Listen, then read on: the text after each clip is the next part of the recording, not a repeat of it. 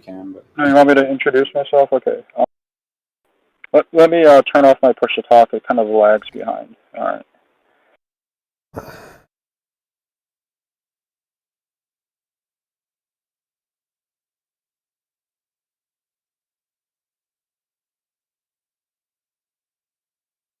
Ooh, I know what I need. Right. Okay.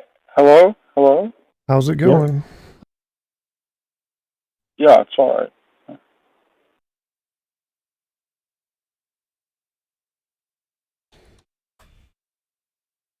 What, do you want me to introduce myself first?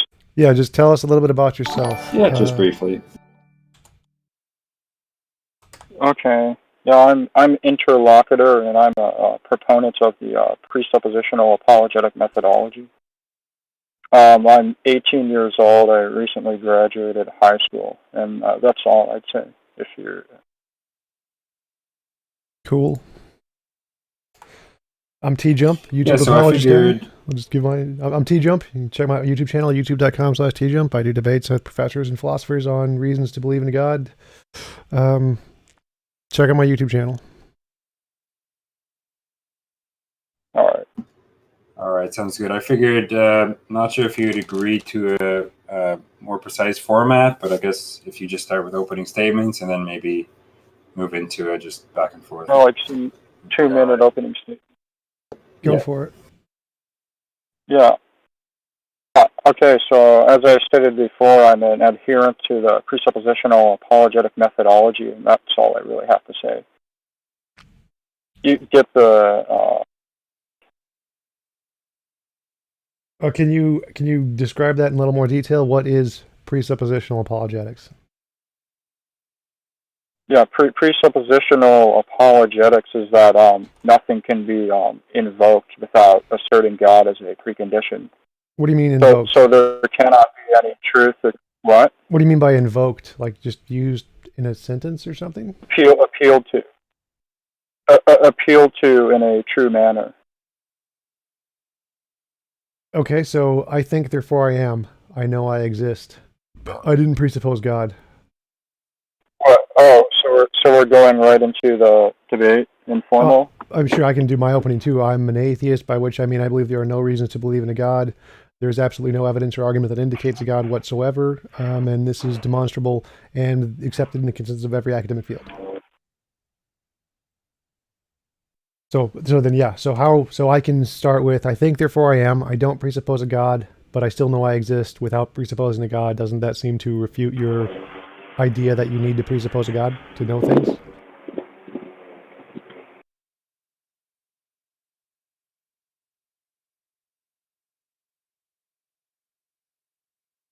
Are you there? Still there? Did you hear me?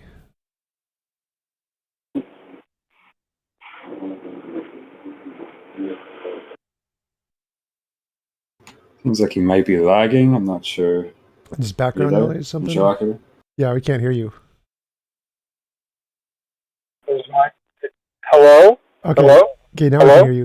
Is my phone lagging behind? All right, yeah, now I can hear you. Now we're good. Yeah, can you reassert your opening statement? I didn't hear everything. I don't have a very stable environment to talk in. There's a lot of background noise. But yeah, sure, no problem. So yeah, just restate it. My opening statement was that I'm an atheist, by which I mean I believe there are no reasons to believe in a God, no evidence or argument that indicate the existence of a God, and this is demonstrable in many ways and it's accepted by the consensus in every academic field. And then I asked you, my argument is I think, therefore I am. I can know I exist without ever invoking a God. Doesn't that refute your position? No, so what you're doing is you're trying to invoke the Cogito ergo sum as some sort of deductive inference, right? No. So asserting the Cogito ergo sum doesn't falsify that God acts as a precondition for the satisfaction of its truth condition or truth value or whatever you want to call it, right? Well, I'm not sure what you mean. Really going. I'm not sure what you mean, because there's different versions of presuppositionalism. One is that you can't make any knowledge claim without believing in a God. So if you don't believe in a God, you can't actually say something, you know something at all. And there's another one that you can't have knowledge unless God exists. So it's kind of like the moral argument where atheists can be moral because God gives them the moral whatever. For the presuppositionalist would say both. Well, there's different presuppositionalists. The presuppositionalist so would say that there's God multiple. is required for like any. So again, I mean, there's different lines of argumentation within presuppositionalism, such as the presuppositionalist would hold that God is required for like any condition of that sort to be satisfied.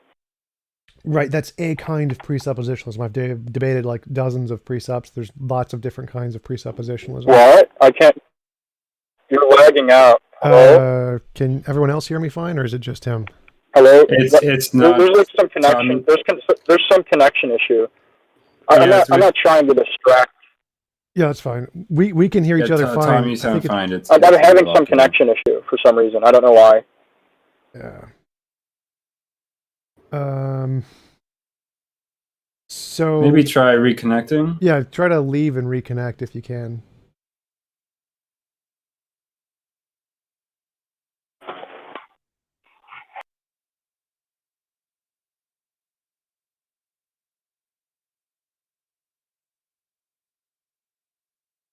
Yeah, he sounds like he's using a phone or something.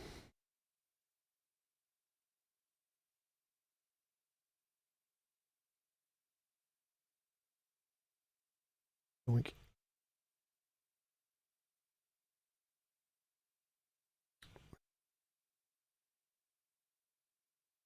Also a text chat, right? There we go. Oh.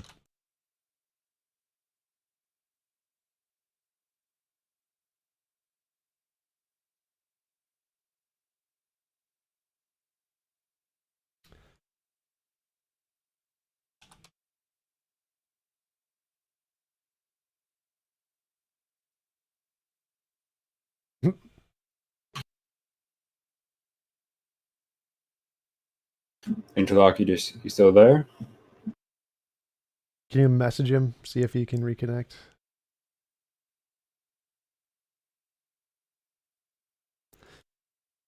This is the Enlightenment Discord.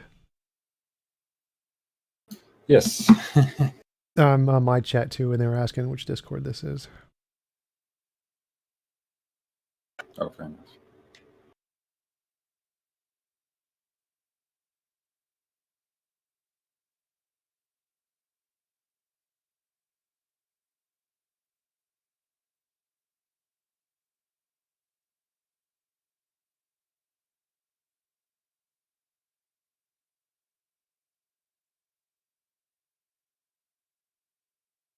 We'll just give him a minute or so and see what's going on. Otherwise, we may have to. We just open up the Q&A while waiting or whatever. Anybody else has got any questions or whatever? Yeah. If anyone wants to.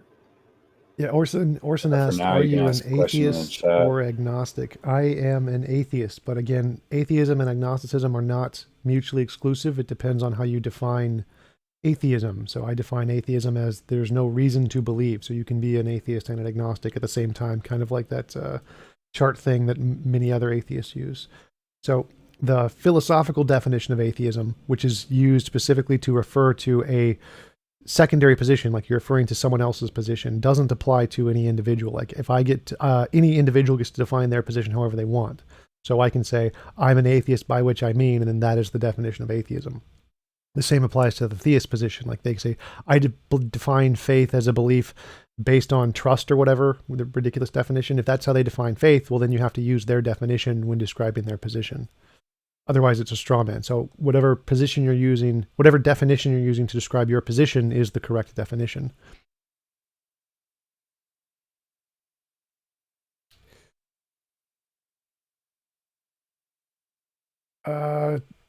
Yeah, so I guess we could just, sorry to interject here.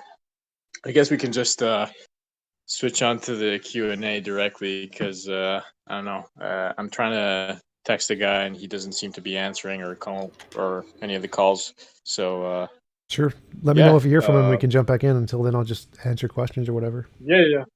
So I guess this MJPC. turned out to be an AMA then. So yeah, just Cool. go ahead. Cool. Yeah. So MJPC88 asked, have you encountered many genuine transcendental arguments, or do most supposed transcendental arguments come off as variants of the cosmological or ontological arguments? Transcendental arguments are separate from the ontological and cosmological. Transcendental arguments are essentially arguing that there is something that is beyond the physical, like some kind of thing that exists. And in order for that thing to exist, it can't come from the physical. So it's more of a composition division fallacy. It's like consciousness cannot come from non-consciousness. Logic cannot come from material things. And they just list all of the big philosophical problems and say, you can't answer these, God can answer these, therefore God. That's the transcendental argument in a nutshell. So it's not quite the same as the cosmological or ontological, but I did watch Alex Malpass's review of Jay Dyer. Jay Dyer is an idiot, by the way. You can quote me on that one. And he said that Jay Dyer's argument was a kind of version of the cosmological, but that isn't actually the case, because Malpass didn't quite understand Jay's argument. Jay's argument is just listing all of the big problems in philosophy, saying God can answer these, your philosophy can't, therefore God. That's Jay's argument. That's the transcendental argument.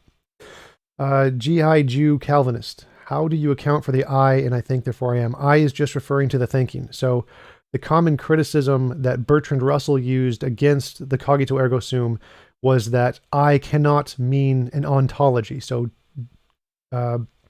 Descartes used the I to argue for dualism, Cartesian dualism, where he said the I was referring to a soul kind of a thing, and that was in addition to the material thing, where Bertrand Russell said, well, no, you can't do that because the I then presupposes the soul in Descartes' argument. But my argument doesn't do that. My argument is just specifically stating the I is the thinking. So I have this qualia experience that is the I, and there's nothing more to it. So mine doesn't presuppose or fall into the category of Descartes or Bertrand Russell's criticism.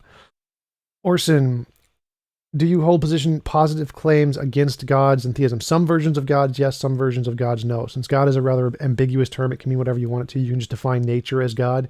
I mean, I clearly wouldn't have any problem with that as a naturalist. But certain kinds of gods are definitely contradictory, self-contradictory, and they could not exist. Like the Christian gods, Abrahamic gods, definitely for sure are contradictory. Larry Hoover, are you a synthetic moral naturalist or an analytic moral naturalist? Synthetic, probably, because the synthetic analytic distinction is kind of iffy. It's only accepted by about 50% of philosophers, so it isn't actually necessarily a true distinction.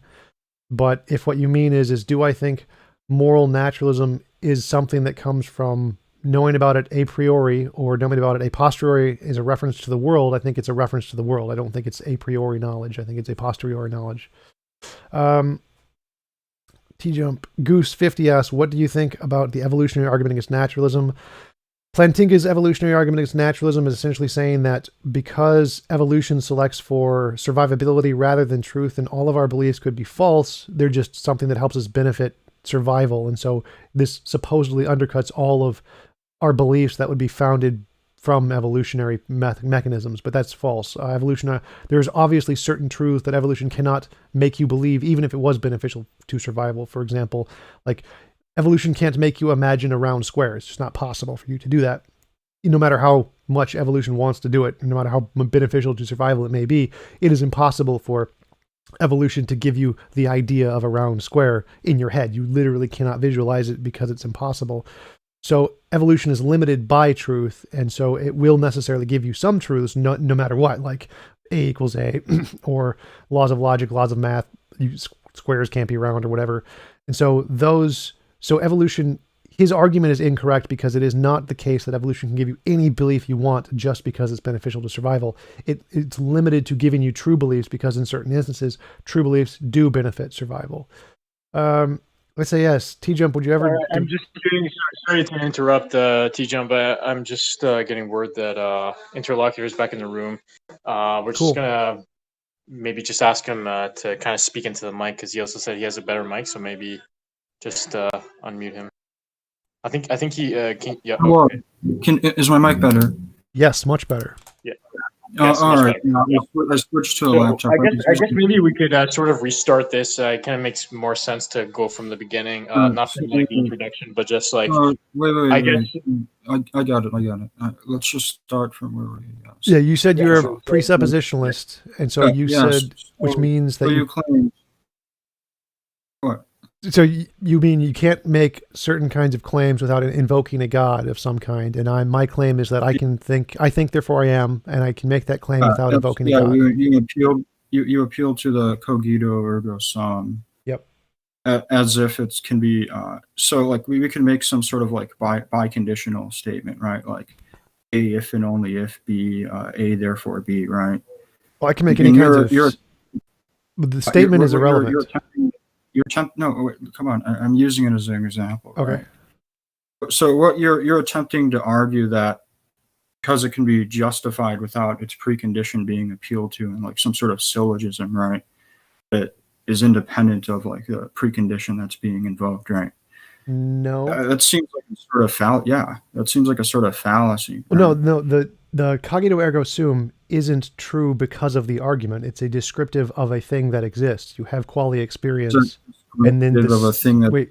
There are certain preconditions. Just let me just articulate the argument a little bit more. So, we have this qualia experience. This is a brute fact that is sufficient on its own, and then I make the cogito ergo sum to describe that brute fact. So I have this qualia experience, and I think therefore I am is simply a descriptive language I'm using to describe the fact that I exist, nothing more. I get it. But the cogito ergo sum has certain conditions that must be satisfied within the premise, or like the inference, or whatever you want to call it, right? What do you mean? Like the conditions of the statement are irrelevant because it's just describing a fact of reality. So it has content expressed within it that must be satisfied for it to be true. No, what do you mean? So if I can change the language any way I want, it will never not be true. Like, for example, I will always exist. Because language is descriptive of like conceptual content, right? Language is descriptive of reality. So that's the difference, is that if it's not just descriptive of the conceptual content, it's describing something that exists in reality, namely my qualia experience. So that's the part that it doesn't matter what I use the word for. So there's like, the content of the proposition is instantiated. That's my point, right? I don't understand your point. Like, I can make up the language after the experience. The experience is still true. So I have the experience, which is true. No, but like the argument, again, the argument is like hinged on two conditions. There has to be a thought, and there has to be something conscious for it to be true, right? Right, that would be the qualia experience. So that's necessarily the case. So is the proposition necessarily true? If for the speaker, yes. For the speaker, yes. So, but that doesn't. So you're saying it's subjectively necessarily true?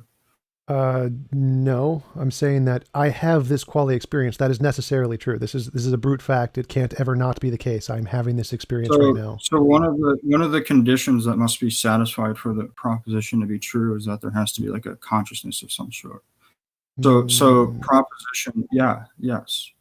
There has to be some present experience or some qualia, or whatever you want to call it. Which is the case. I can prove necessarily that's the case because I'm experiencing it right now.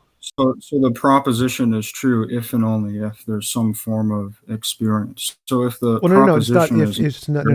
So there's no if statement here. I am literally having qualia experience right now. That is a necessary description of the actual state of reality. If you're not having qualia experience, then the proposition would be false. But I am, so it doesn't matter. So it's not contingently true. It is necessarily the case.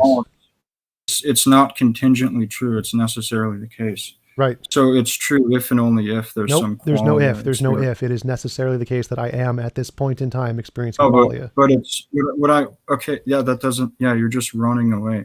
No.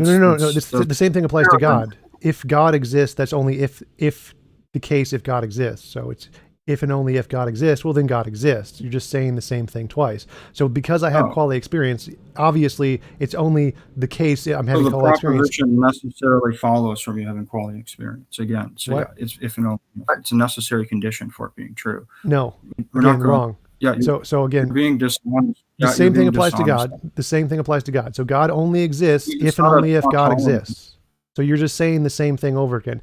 If and only if I have quality experience, then I have quality experience. You're just saying the proposition is irrelevant. Proposition to be like some ontological tautology for quality and experience. Right, that's exactly what it is. Right. It's just describing the fact that I have quality experience. So my quality experience is an ontological fact. If it describes that, so the proposition is like hinged on some like instantiated state of affair, right? That's all what I'm saying. Propositions are. That's what truth means. Truth is correspondence to reality. So you conceded my point. There's some if and only if factor, right? No, because that also applies to God. So that doesn't work. So God only exists if and only if God exists. That's just sure, but that's a true statement, anyways. So is I think, therefore I am. So your argument fails. Yeah, it doesn't fail. If I think, therefore I am has to comport to like some like instantiated state of affair, and it's necessarily true, then it has to comport to some necessarily true instantiated state of affair, right? Which is the same as the God exists statement. So there's no. What I'm saying is that if it's a necessarily true proposition, then it can only be true if a necessary mind exists, right? You haven't supported that, so I've again demonstrated that argument does not work because I can apply it to your God statement. So you've demonstrated no difference between the two arguments. No, yeah, you're being dishonest at this. No, point. I'm just completely different. This is just basic facts of philosophy. So yeah, now you're assuming some like form of correspondence theory. Like nope, I don't. That was just no, I don't. That's not part of the argument. That's just a description of philosophy. So not part of the argument.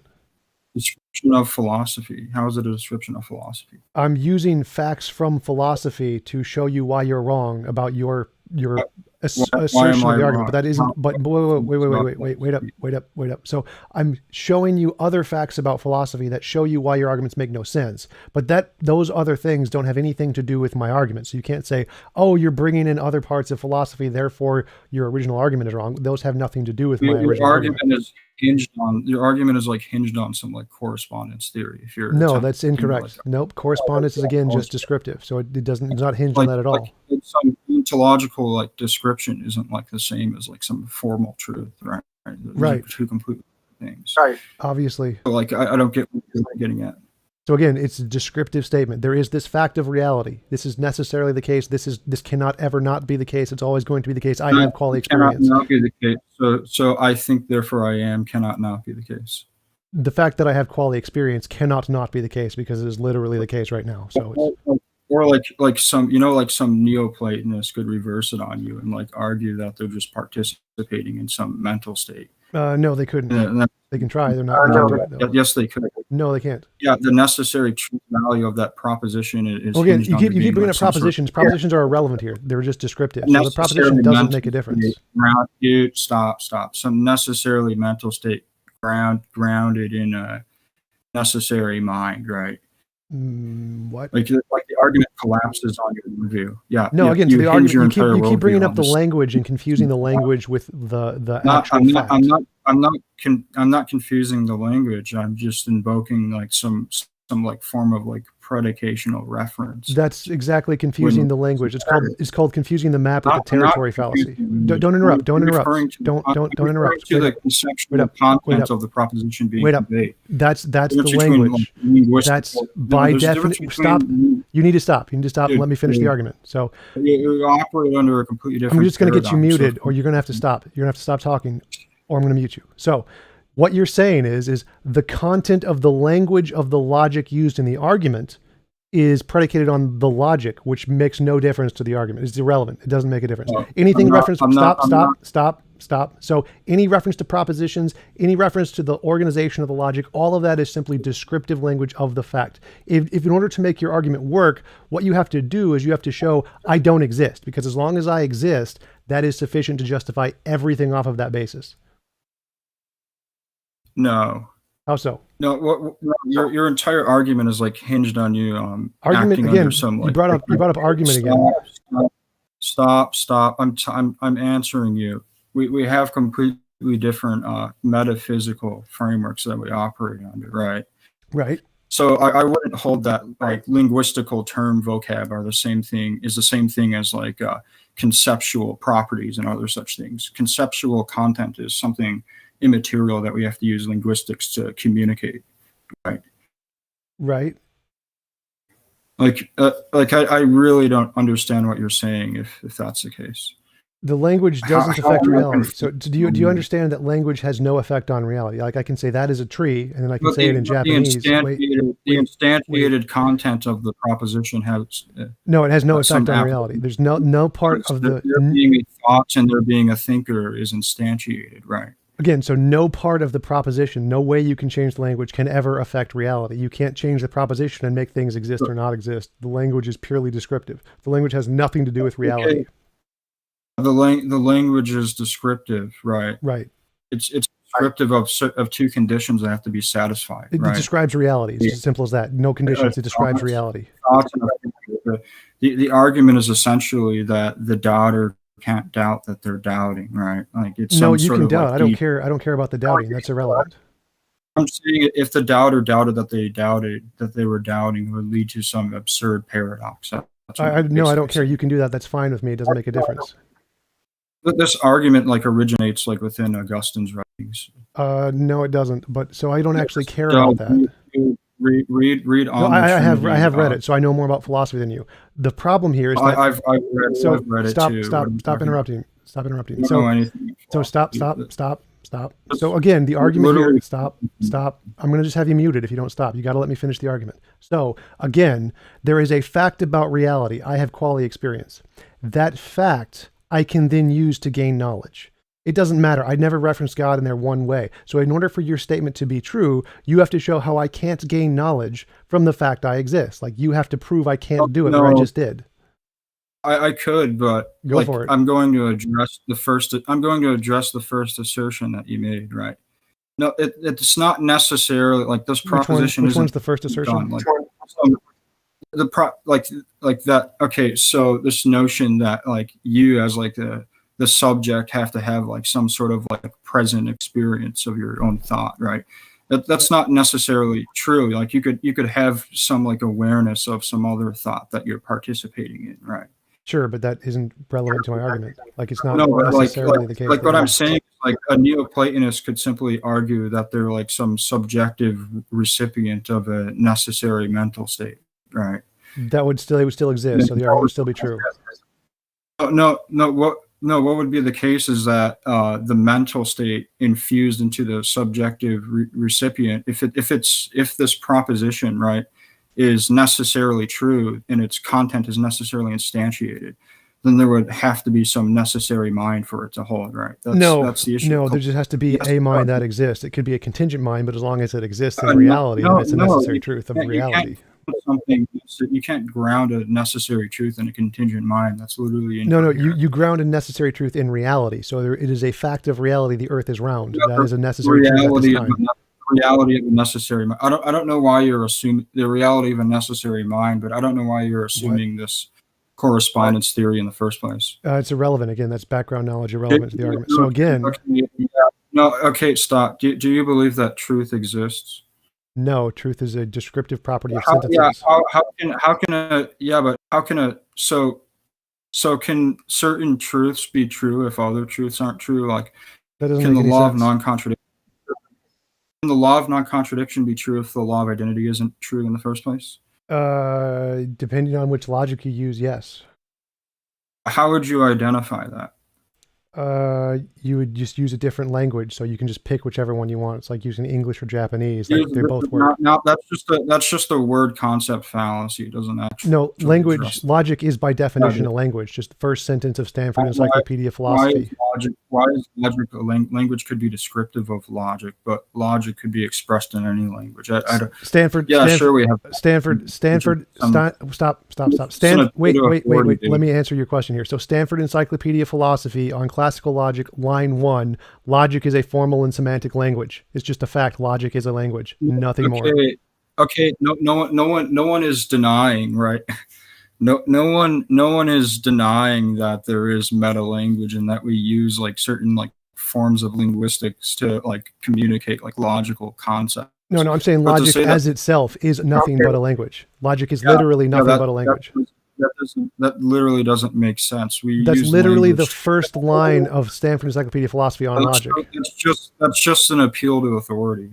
like, are you saying it's Okay, true wait. because it's So appeals to authority are not fallacious if they're actual authority, so it's not a fallacy. Stanford Encyclopedia of Philosophy on Fallacies, number 9. Do you know what a fallacy? Do you know what a fallacy is? A logical form, either an informal or formal fallacy, one that is of issue with the validity and the order of the argument, or one that is issue with the premises and its truth. Okay, so yeah, we're talking about the premises, right? So okay. Yeah, please explain like what a fallacy is. Like within a syllogism, what would be a fallacy? If the conclusion does not follow from the premises. Yeah. Okay. So how is that not a fallacy? That's a formal fallacy, which how does the conclusion? Okay. How does the conclusion that it's true follow from the premise that Stanford Encyclopedia says it's true? It's an appeal to authority isn't a formal fallacy. It's an informal fallacy if you tried to, if they're a false authority, and it's not because it's simply using induction. It doesn't matter. It's still a fallacy because it doesn't no, because it's not a deductive argument. You don't understand. So it's not. So it's not a deductive argument then. Correct. Yeah, I understand the an informal fallacy. You sure, clearly don't. Clearly don't. I mean, so. I do, but so like I have no interest to just educate you on basic philosophy. I'm just going to read you the Stanford Encyclopedia of Philosophy. No, I just don't. I understand basic philosophy. Clearly I don't think like some like methodological inductionism is like viable. I don't care what you think. Like you need. Like so I'm just gonna, if you're just gonna question basic fallacies, I'm just going to read to you. Stop interrupting. Do you know what the basic problem of induction is? Yes, I do, and it doesn't in any way apply to this. So I'm just going to read to you. How does it follow? So, no, stop. So again, this is not up to you. I don't care what your opinion is on basic philosophy 101. If you want to disagree with that, then go challenge the philosophers, go publish papers. The argument. Stop interrupting. So the ad verecundium fallacy concerns appeals to authority and expertise. Fundamentally, the fallacy involves accepting as evidence for a proposition the pronouncement of someone who is taken to be an authority but is not a real authority. That's it. So if it's real authority, it counts as evidence. It's just that simple. If you have an objection with that, you can take it up with them and go try to publish a paper. You're using an appeal to authority, but you're using an appeal to authority to argue that appeal to authority isn't an appeal to authority. That's great. Okay. If you want to challenge that, you can have fun publishing papers on that. But I'm just going to go with the authorities who know philosophy, and you don't. That's pretty ridiculous. That seems like. It just saves time because I have no interest in educating you on basic philosophy. So if you want to challenge that, you can go into the history, start trying to write a paper, but I don't care. You should be educated on basic philosophy, dude. I am. I just read you a published journal on philosophy. You made an appeal to authority. I just read you a published journal on philosophy. You made a circular argument. No, I didn't. I just read you a journal on philosophy. Argue that it is. You made an appeal to authority. So again, you keep using that, but you don't know what an appeal to authority is. I just read you what an appeal to authority is. What an appeal to authority is. I just read it to you from an academic journal. So if you want to challenge basic philosophy, guys, let's just go back to let's not get back in the meta. Let's just go back to the argument. So, I guess wherever you guys were left off, just correspondence theory. Yeah, again, so that's just basic philosophy. So you can take that up with the philosophers. It doesn't not relevant to my argument. Why do you? Okay, he said we should stop talking about it, but I mean, I think that you're clearly wrong on that issue. But why do you believe that all truths have to comport to some instantiation? First of all, truth by definition is whether or not a sentence corresponds to reality. Why? By definition. We've defined it that way. So you're just like appealing to like some axiom. Definition. So I start with. Let me see if I can try to answer. So I start with quality experience. I have a quality experience. This is a fact of a reality. So it is a necessary truth. It's just at time t, this is the case. That is a necessary truth. And then I can say, wait. I already responded to this argument. I don't care what you think you responded to. So I start with quality experience, which is a completely justifiable starting point that everyone in philosophy accepts. And then I can create a language called logic, and truth is a property of that language. It is just a descriptive thing I've made up. And if these words I'm using correspond to reality, then it is a true sentence. So truth. You just made a definition. I really don't care. It's not a deductive argument. You just postulated arguments again just languages. So they are just definitions. So they don't actually help you in any way. Arguments are inferential processes. Logic are used to languages are used as means to communicate. Logic concepts. is a language. Stanford Encyclopedia of Philosophy, classical logic, very first sentence. So arguments are also a language. That's just an appeal to authority. You really which I already proved you wrong on. So you can just read the authorities on that. I don't care what your opinion on this. You can think you can have your head up your ass all you want, but you lose immediately on this point. No, the conclusion in the syllogism doesn't. I didn't bring a syllogism, so that doesn't help your argument. So again, like what I'm saying is that I don't care what you're saying. Even know I don't care what you're saying on this. So I'm just going to say, here is what the philosophers say. If you want to challenge philosophy, go do it somebody else. I don't care. I'm not going to try and educate you on basic philosophy. Here's a fact. This is what an argument of authority is in a philosophy. And if you disagree with that, go take it up with them. I don't care what your opinion is. But I'm going to tell you what it is. And then that is the fact of the matter. Appeal to authority, therefore appeal to authority. I don't care what your opinion on this is. If you want to take it up with the philosophers, go do it. That's fine. This is just what an argument from authority is in philosophy. Just read it out one more time. I don't see the point of discussing this. Okay. You've just evaded my objections. So. No, there's no objection there. Like if you want to object to basic philosophy, take it up with the entire field of philosophy. I'm not here to defend every premise in philosophy against you. It's not my position. This is just the position of all the philosophers. So if you want to question their position, go debate them. Maybe I can sort of help this kind of get steered in a better direction. Let's get back to his correspondence theory of truth. Well, no, again, so that's also not part of my argument. If I could just add, doesn't exist, then you said that truths. So if you say truth doesn't exist, you're saying that truths don't comport to other truths, which is incoherent. Well, your sentence is incoherent, but I'm saying truth is a property of sentences, and whether a sentence corresponds to reality. How is it an incoherent statement? Well, most of what you said is incoherent. You just don't know what the words mean in philosophy. Truth I know what the correspondence. mean. Truth in correspondence is whether or not a sentence corresponds to reality.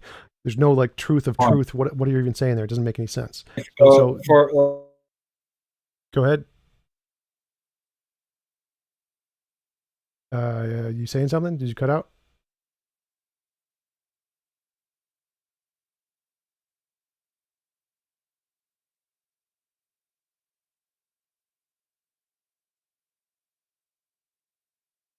Interlocutor, are you still there?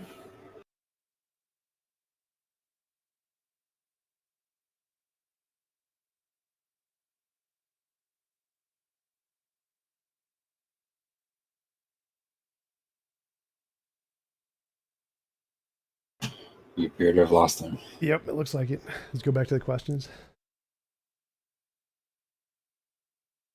Orson asks, naturalist, how do you respond to the rule following argument? I do not know the rule following argument off the top of my head, but you could just probably Stanford Encyclopedia of Philosophy it. Rule following argument.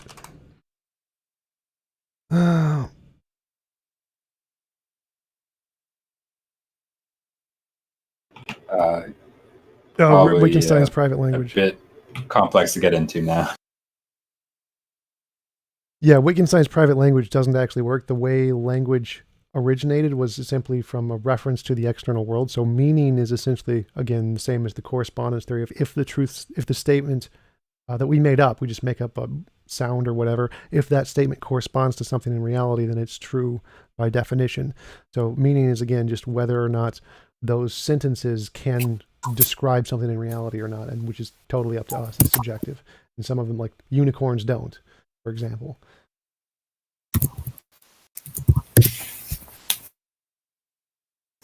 Orson asked if they can Interlocutor over there. Okay, hey. I was using my phone as a hotspot for the laptop and it ran out of battery, so I had to turn back on the Wi-Fi now. So, what is my amp by my fixed mic? Okay, so yeah, so how does your model account for like conceptual truth? You're breaking up.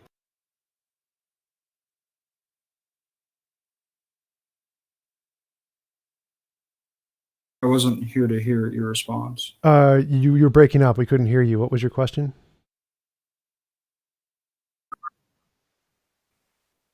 How does your model of truth? You're still breaking up. Hello? You're still breaking up. Can anyone hear me? We can hear some of what you No, said. you're lagging and breaking up. I think what you said was, how does my model account for conceptual truth or something like that? So logic is a language that describes reality, like A equals A, reality is reality. And then from those logical truths, we can then derive other things that would be true about conceptual concepts that are based on those things in reality. That would be how we get conceptual truths. Based on those. Yeah, but that doesn't really address it, because like there are certain issues that would follow from it, such as truths not comporting to other truths. That doesn't make any sense. Like, so if like the content of the truth doesn't like have any, if the content of the truth doesn't like have any like instantiatory basis, right? And you would have to say it's false by definition. no. So I can say Klingons are Klingons. Yeah. I can say Klingons are Klingons, that's a fact, but there is no Klingon in reality. The fact of the matter is simply... What? So you rejected correspondence theory. No, correspondence theory does account for those things perfectly well. I don't see how correspondence theory accounts for conceptual truths. Do you have an idea in your head? You're just begging the question. No, you have an idea in your head, and that idea in your head is the idea in your head that you are referring to. Do you believe ideas exist? What? Do you believe ideas exist? Yes, they're literal physical things in your head. Ideas are physical things. Yes, they are literal physical. So like, is every idea? Yes. Okay, so do you like have any like modal perspective? Modal perspective, I have no idea what you're asking. Like what is your like position on modality, like when it comes modal to like, logic, the arguments for possibility and necessity, like it's just a conceptual model. It doesn't have anything to do with like possible worlds are just ideas in our head and nothing more. I'm asking which model do you adhere to? Of modal logic? None of them. It's just a model. I don't use it for anything. Like I don't use Japanese. You're not a modal. No, but the modal possibilities. The modal possibilities would posit that there's only actual world and that all other possible worlds are merely concepts. I don't care which kind of modal logic people use. It's just a language. It doesn't matter. Like you're not going to answer the question. Whatever. No, I'm saying I don't use modal logic. According to your, I don't care. According to your view, that ideas are like concepts are physical things. Like according to the law of identity of non-discernibles or indiscernibles, what differentiates the instantiated concept of a thing from like the instantiated idea in the mind? Like what differentiates a concept being instantiated if concepts are physical? Concepts are physical, so it's just the similarity between the different physical things. Like a triangle, there is no such thing as a universal triangle. As a, I'm not asking for your principle. I'm not asking for your principle of differentiation. Right? That's what you just asked for. You said, "How do you differentiate?" If you have a concept in your mind, it's instantiated. That would literally mean the concept is instantiated. So what you're saying makes no sense. So again, it's just an idea is a thing in your head. The ideas don't actually exist in reality independent of your head. They're just ideas. But what you're saying makes literally no sense. So you're saying the content of the idea. So you're saying, okay, so you're saying the content of the idea doesn't exist, but the idea in and of itself exists. The idea is literally a physical thing in your brain about having to do with neurons and biochemical processes. That is literally the idea. And if the idea is instantiated, like what you're differentiates? Saying, what you're saying doesn't make sense. An idea is instantiated when it is the neurons in the brain. That is literally the same thing. If you're asking what is the idea as it is in reality, independent of the brain,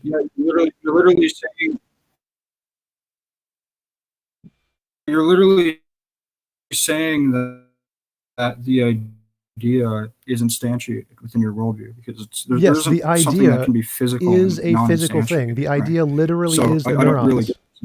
Yes, the idea. So there is just the neurons in your No, but brain, and that each and combination is the each and idea. every physical thing, each and every physical thing. Are you a bundle theorist? I'm not going to talk about other people's theories. I don't care about other people's theories. I'm not going to try to conform to other models. My model is my model. I want to have a clarification. Dude, I want to have a clarification on your position. My position is my What position. is your So it's not other metaphysics? theories. So No. don't ask about other people's theories. It's my position. That's just a tautology. It doesn't really say anything. No. You keep asking, does my model correspond to some other people's models? Like, I don't care about other people's models. Don't ask about other people's models. Like, is it a bundle theory? It's like, I don't know. I don't care about their theory. I haven't looked into it enough to know. Okay, so you don't know if it's a bundle theory. Okay, whatever. I really don't care. So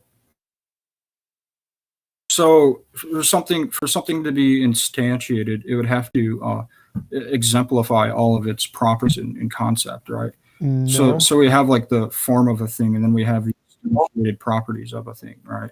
It would instantiate some like conceptual set of properties. No, this is all just your made up conceptual what principles that have nothing to do with anything. I don't It's a care. physical idea from an. There is only Dude, physical ideas. you're just fleeing from me, dude. No. You're just making up your own criteria that you want answers for that have nothing to do with my model. Like, I don't care what your criteria are. Do you really not understand? Do you really not understand my argument? No, I do understand your argument. The problem is that you don't. You've made up your own little model of reality, and you want to try to say, well, how does yours? Have you read Ed Fraser's objection to embodied concepts before? Yes, and like a Ed pretty Fraser's simple nonsense is his model that no one accepts in philosophy. No one cares what his model is. His model is not reality. It's just his model. It's his language. model. Saying it's his model. Like you don't understand like basic like scholastic metaphysics, dude. No, I do. Again, everyone in philosophy rejects his position because it's just his model. There's no evidence to support he's right about anything. It's just a model he's made up, just like everyone else. Support you.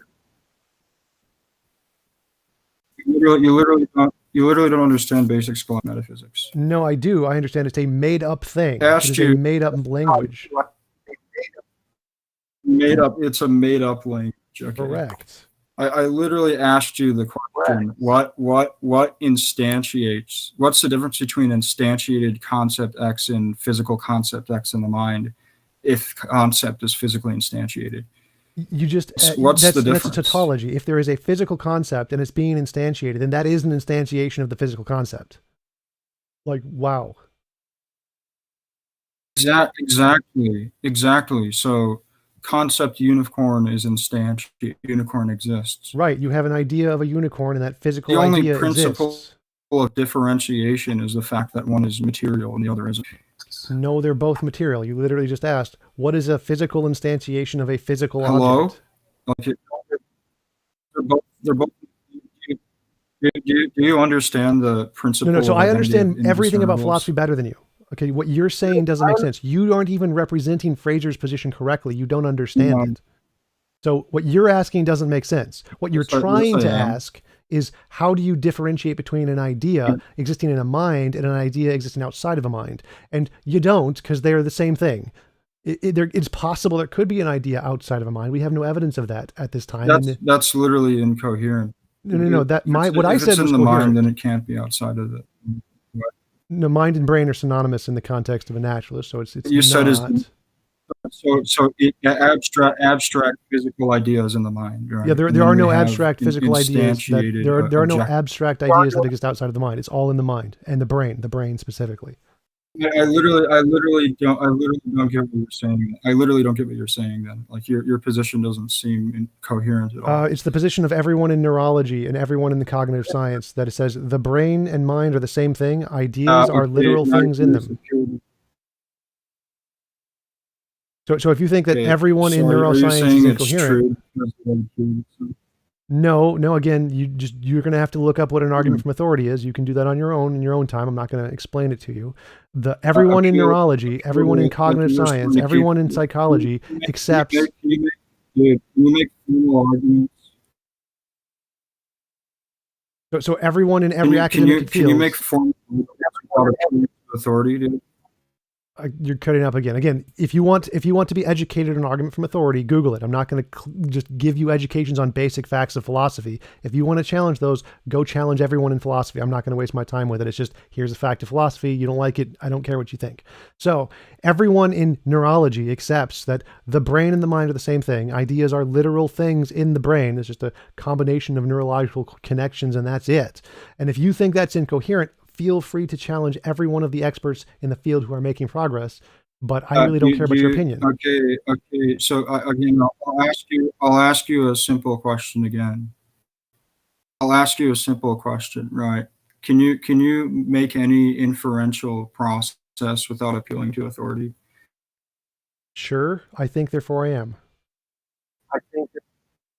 I already explained why that collapses. You tried to, but you just failed completely. I literally explained it. No, you literally failed. You cannot hold that. If the proposition, for the proposition to be necessarily true, there has to be certain necessary conditions that are satisfied, right? Yeah, it describes reality. If it describes reality, it's necessarily the case at time t. So it describes that some conscious mind exists and it thinks, therefore it is. No, it describes any fact of reality. Any fact of reality, if it's true, is going to be true of reality. So a necessary conscious mind exists out of necessity. Why do you? No, again, God? you're not understanding the facts here. So if it is any fact about reality, the world is round at time t, that is a necessary truth because it's necessarily the case that at time t the world is round. So necessary doesn't, you don't need it to mean... That's coherence theory of truth. So you've rejected your... No, I didn't. So your ignorance of philosophy isn't my problem. What I said is perfectly fine. So try again. You can...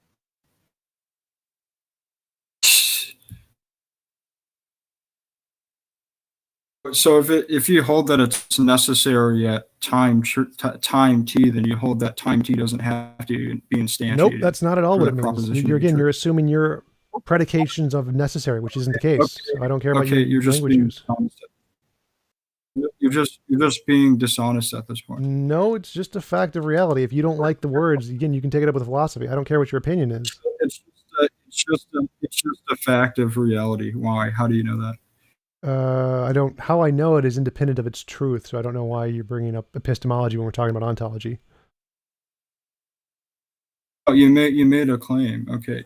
Yeah. So again, I made the claim that any fact of reality is a necessary fact of reality. So if I know it's a case, it doesn't make a difference. It's still the case. So it could be the case that the world is flat, then that would be a necessary fact of reality. Asking me how I know it's the case, I don't need to. It's not a part of my argument. Does the future exist in the present? Depends on what you mean by time. Like you'd have to just physics it. What? I asked you if the future exists in the present because you said it can is a physical thing. Time is literally is physics. So is time t necessarily instantiated?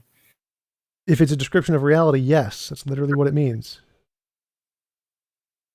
So you hold to some form of necessitarianism. No, don't ever try to label me with some other people's positions. I don't care about their positions. Do you hold to some form of necessitarianism? It's a simple concept. Don't ask about any other isms. Like I don't care about their position. There is a necessary truth. Reality is reality. Do you adhere to that concept in your worldview? Again, don't ask me about other isms because they're not mine, so I don't care. So my position is reality is reality. Now that is a necessary truth. So that's fine. Reality is reality. Yeah, it's just correspond. You're just evading at this point. No, I'm answering from my worldview. If you don't like it, I don't care if you like it. So I've perfectly justified my standpoint. Your objections are just restating the claim over and over again. Well, no, you haven't brought up a criticism. You're saying, well, what about this other position? No. Your criticism. You've shown no problem with anything I've said. Are false. You've shown no problem with anything I've said. Yeah, you're just begging the question. You're begging the question. Nope. Again, you've shown no problem with anything I've said, ever. You just keep bringing up other positions that are relevant to what I've said. So again, I think therefore I am. That's true. You don't need God. So far, that position stands completely. You've brought up no objections to it at all. Okay. Yeah. Like, go ahead, try to demonstrate that I can think and not exist. Try, go for it. No, well, here's the thing. Like, you can apprehend some eternal mental state, right? Nope, I didn't say any of that. So I think That's- therefore I am. that's- So it's false. There are many. No, that's what the Neoplatonists could argue. I don't care what a Neoplatonist said. So I think show my statement is false. Stop it! I'm trying. It doesn't matter if you don't care. I'm simply explaining how it collapses within your worldview until some sort of paradox, considering your position. Okay, but none of that makes sense. Show it. Stop saying what a Neoplatonist said. Show it. Stop. Show it. The Neoplatonist would say that all consciousness is derived from the one. So they could just say, I participate in the consciousness of the one. Okay, I think true. Therefore I am as a necessary truth. Stop. And it can only be, the conditions of that proposition can only be satisfied if there's a thinking mind. Therefore, the one that whose consciousness I participate in necessarily exists. Which doesn't in any way refute anything I said, so irrelevant. Pretty simple. Yeah, okay. So if I think, therefore I am, and I am the ultimate mind, well, I still think, therefore I am, so my argument still stands. Like, nothing you just said in any way refutes my position. You're the ultimate mind. If a necessary mind exists, then your entire worldview. No, again, I never said that at all. So my worldview starts with I think, therefore I am. So I can say that without presupposing there is a God, unless you want to presuppose there is a God. I don't think I've ever debated someone as sophistic as you are, dude. That's great. So again, you can try to disprove my argument, but you haven't. So I think, therefore I am. And that is true. Even if you grant all the nonsense the Platonists would say, I'm still right. So you haven't debunked my argument, my starting point, which does not include God anywhere in it. Well, if it's given, right, then the one would exist within the Neoplatonist worldview. I don't care. I just showed that doesn't help. I could just use I think, therefore I am to argue for the Christian God. I could argue for like. I don't. Consciousness. So it's okay. I already did. My position is I think, therefore I am. I now have knowledge without any reference to a God, which disproves your position. Now, if you can use it to support your position, that's fine too. There are certain contextual.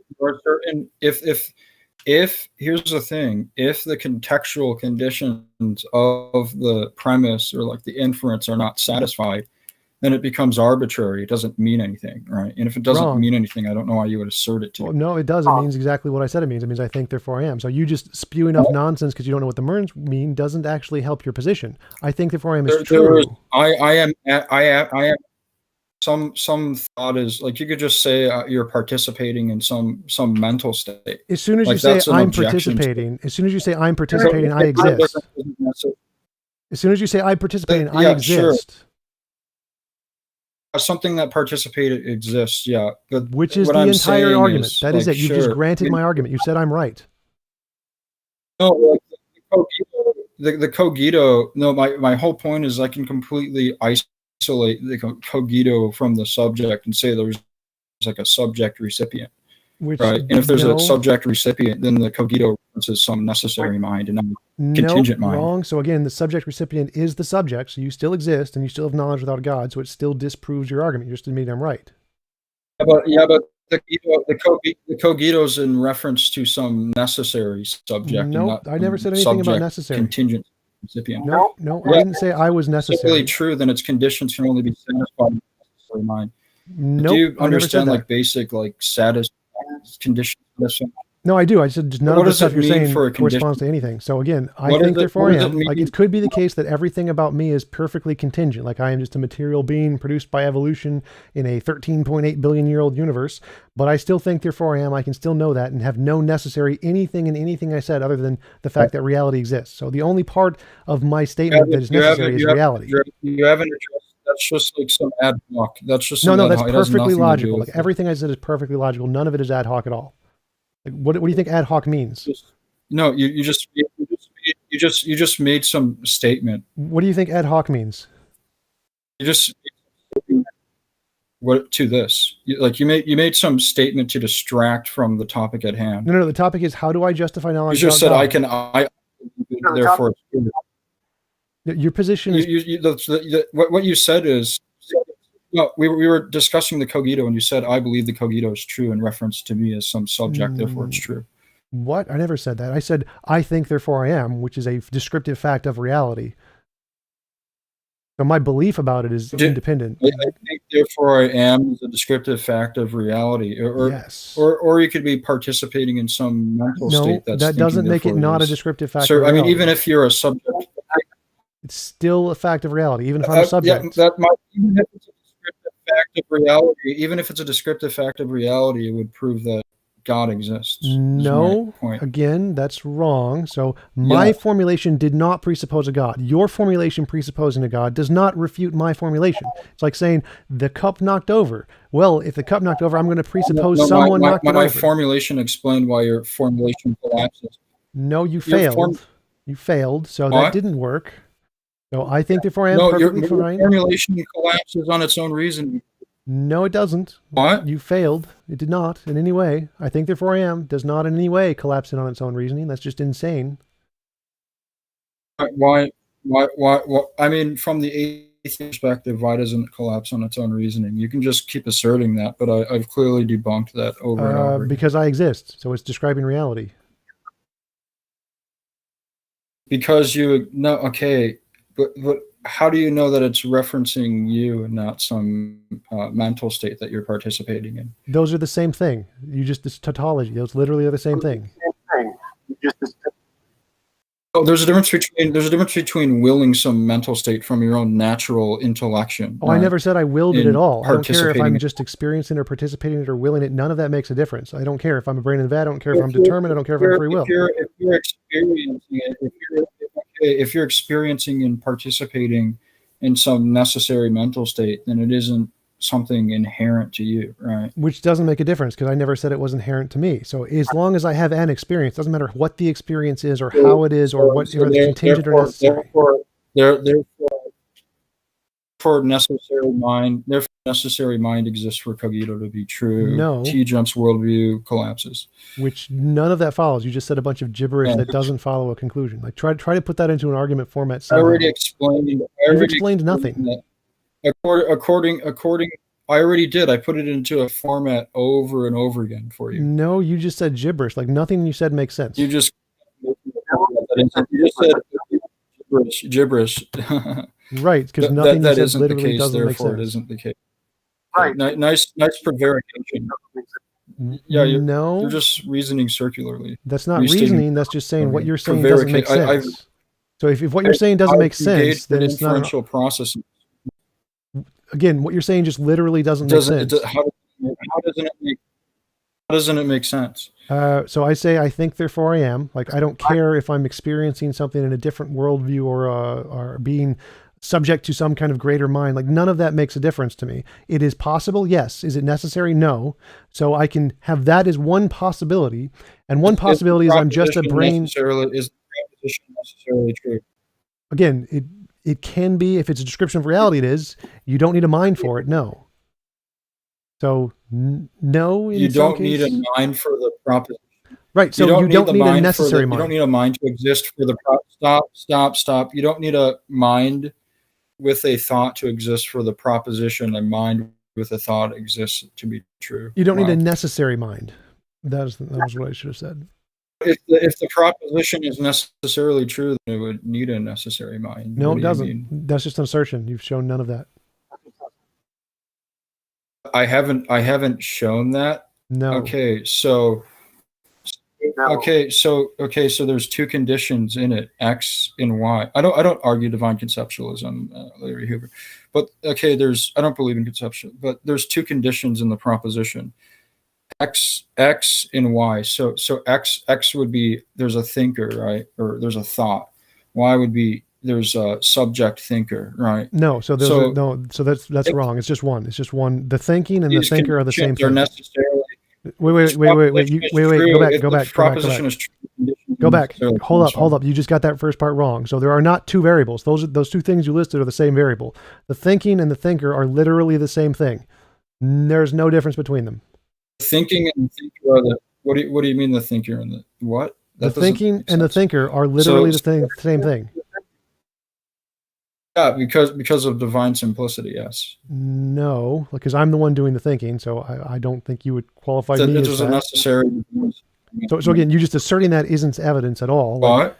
You just asserting that is not in any way evidence. So I can be a thinker that is purely a product of evolution, and I am the thinking. I'm doing the thinking right now. So I exist, no reference to a God. I'm just an evolutionary byproduct of natural selection. And the statement I think therefore I am is true, no God. Monkey evolved. Monkey evolved biological machine X thinks, therefore makes the assertion I think, therefore I am, right? That doesn't, okay, so then we still have the conditions, right? So they have to be satisfied. They have to necessarily be satisfied if the proposition is necessarily true. How hard is that for you to grasp? What you're saying, again, makes no sense. So the argument, I think, therefore I am, is going to be true for a God if a God exists, but it's also going to be true for a monkey if a monkey exists. So if a thing exists, it does not need to be necessary for this statement to be true. The statement is true if it's a fact of reality. How can it necessarily be true? How can it necessarily pertain to the monkey? Because it's a fact of reality. Reality is necessary. It's a fact of reality. Do you believe that there's a formal reality? Is there a formal reality? A what? Is there a formal reality, or is there only like some instantiated reality? I don't know what you mean. There is reality, and reality is reality. I don't know what you mean by formal reality. So like we could say like statement Y like describes like the reality of the concept or whatever. Like, would you affirm that or no?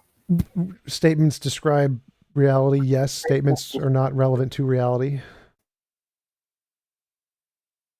Does proposition X describe the reality of a concept? Can it describe reality? Period. There's no reality of a concept is also reality, just like every other reality. So statements can describe reality. Yes. Or they cannot describe reality, then it'd be false.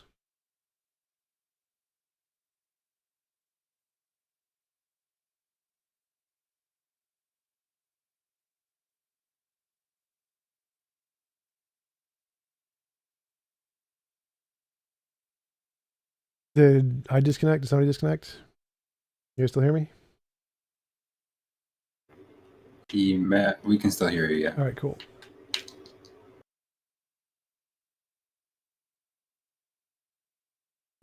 Interlocutor, are you there? He's muted. Maybe he's just mic disconnected or something. Can you hear us? Yeah. Something happened with my connection.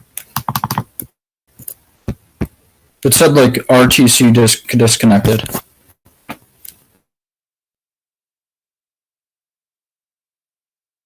Hello? Yeah, we can hear you now. TJump, are you there? Yeah, we can hear Can you. me? Yeah, we can hear you now. So yeah, does proposition X describe the reality of concept Y? Like just proposition X describe the concept Y? It can? Yes. The reality. Can there be like realities of concepts, right? I don't know what that something means. Like accurately portrayed. You don't know what that means. Reality is everything that exists. A concept is something that exists in the mind. Yes, you can have propositions that describe concepts in the mind. Does the content of the concept exist? Those are the same thing. There's no difference between the concept and the content of the concept. Like water and H2O. There's no difference. Yeah, and again, so that just leads to the same problem. There's no problem there. So like if I have like a concept of a unicorn, does that mean a unicorn is instantiated? No, because the concept is not the thing in and of itself. It's confusing the map and the territory. As I exactly. So the content of the concept isn't instantiated then. No, the concept and the content of the concept are both the concept. The thing in and of itself is not the same as the concept of the thing. Or the concept of the concept of the concept or the content of the concept is instantiated. Anytime you say concept, it's all going to be the same thing. It's only when there's the thing that is not a concept that exists independently of the concepts. That is a different thing. You can't have a concept. You can't have a concept of a concept. They're just both be conceptual things. So there's no independence of the concepts and the thing outside of the concepts. That's the distinction. But there's still a concept. there's still a concept of a concept. Right. You can Just have an asking idea you a of an question. idea. You It's can a yes or no imagine yourself thinking. Like, none of that's a problem. They're all concepts. So, but you still said that. So, what you're saying is that the content of the concept doesn't actually exist, but the No, all conceptualized conceptual things are they- just ideas in the head. Concepts of concepts of concepts are all just things in the head. This literally doesn't make sense to me at all. What doesn't make sense? So I So, can have an idea. I can have idea of something like myself thinking in my head. If the content of the concept, dude, if the content of the concept is instantiated, then that means it's instantiated. Okay, none of that helps your position. So again, I can have an idea in my head of thinking of myself thinking, and all of that is just neurological combinations of things happening in the brain. There's nothing incoherent about that.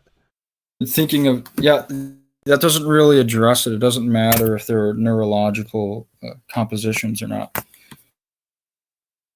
You would have to explain why that's the case, because that really shows there isn't a problem there.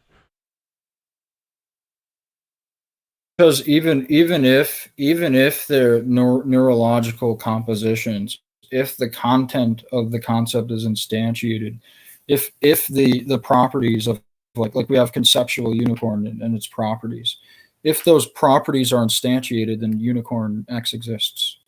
Again, all that's just gibberish. So if you say instantiated just means it's a physical neurological state. That's literally what instantiated means. Any concept that is instantiated is a neurological state. An instance is just like a present state of existing. It has like some present state of existence. So literally any concept that is ever instantiated literally just means some neurological state. That's it. No, just because a concept exists doesn't mean the content of the concept exists. No, that's so anytime you put concept and instantiated, it's literally a neurological state. If you say the thing in and of itself is instantiated, that can be the case, but it can never be a concept. It's not going to be a concept that's instantiated. Anytime a concept is instantiated, it's a brain state by definition. The instantiation of a if a unicorn is hylomorphic, it exists. A unicorn is an object. This basic, unicorn is an object, not a concept. So if the concept of a unicorn is being instantiated, that means it's in the mind. Objects are.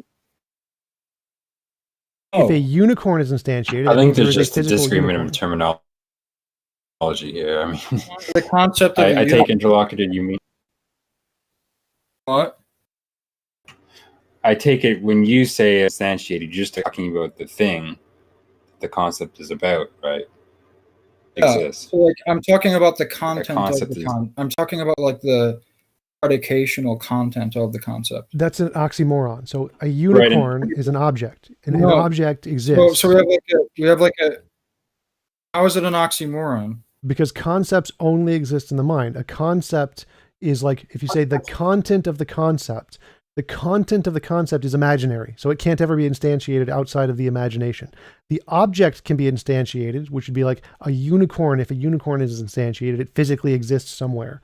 So it has an instantiation. It's not the content of the concept. That is not what it is. It is a physical unicorn. The object of the unicorn is instantiated. If the concept of the content of a unicorn is instantiated, that means it's an imaginary thing, because the word concept.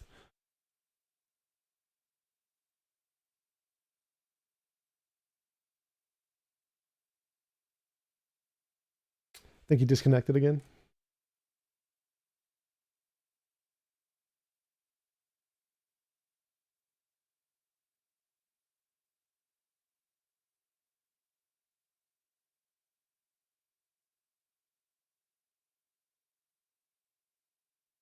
Well, I think I lost connection that time.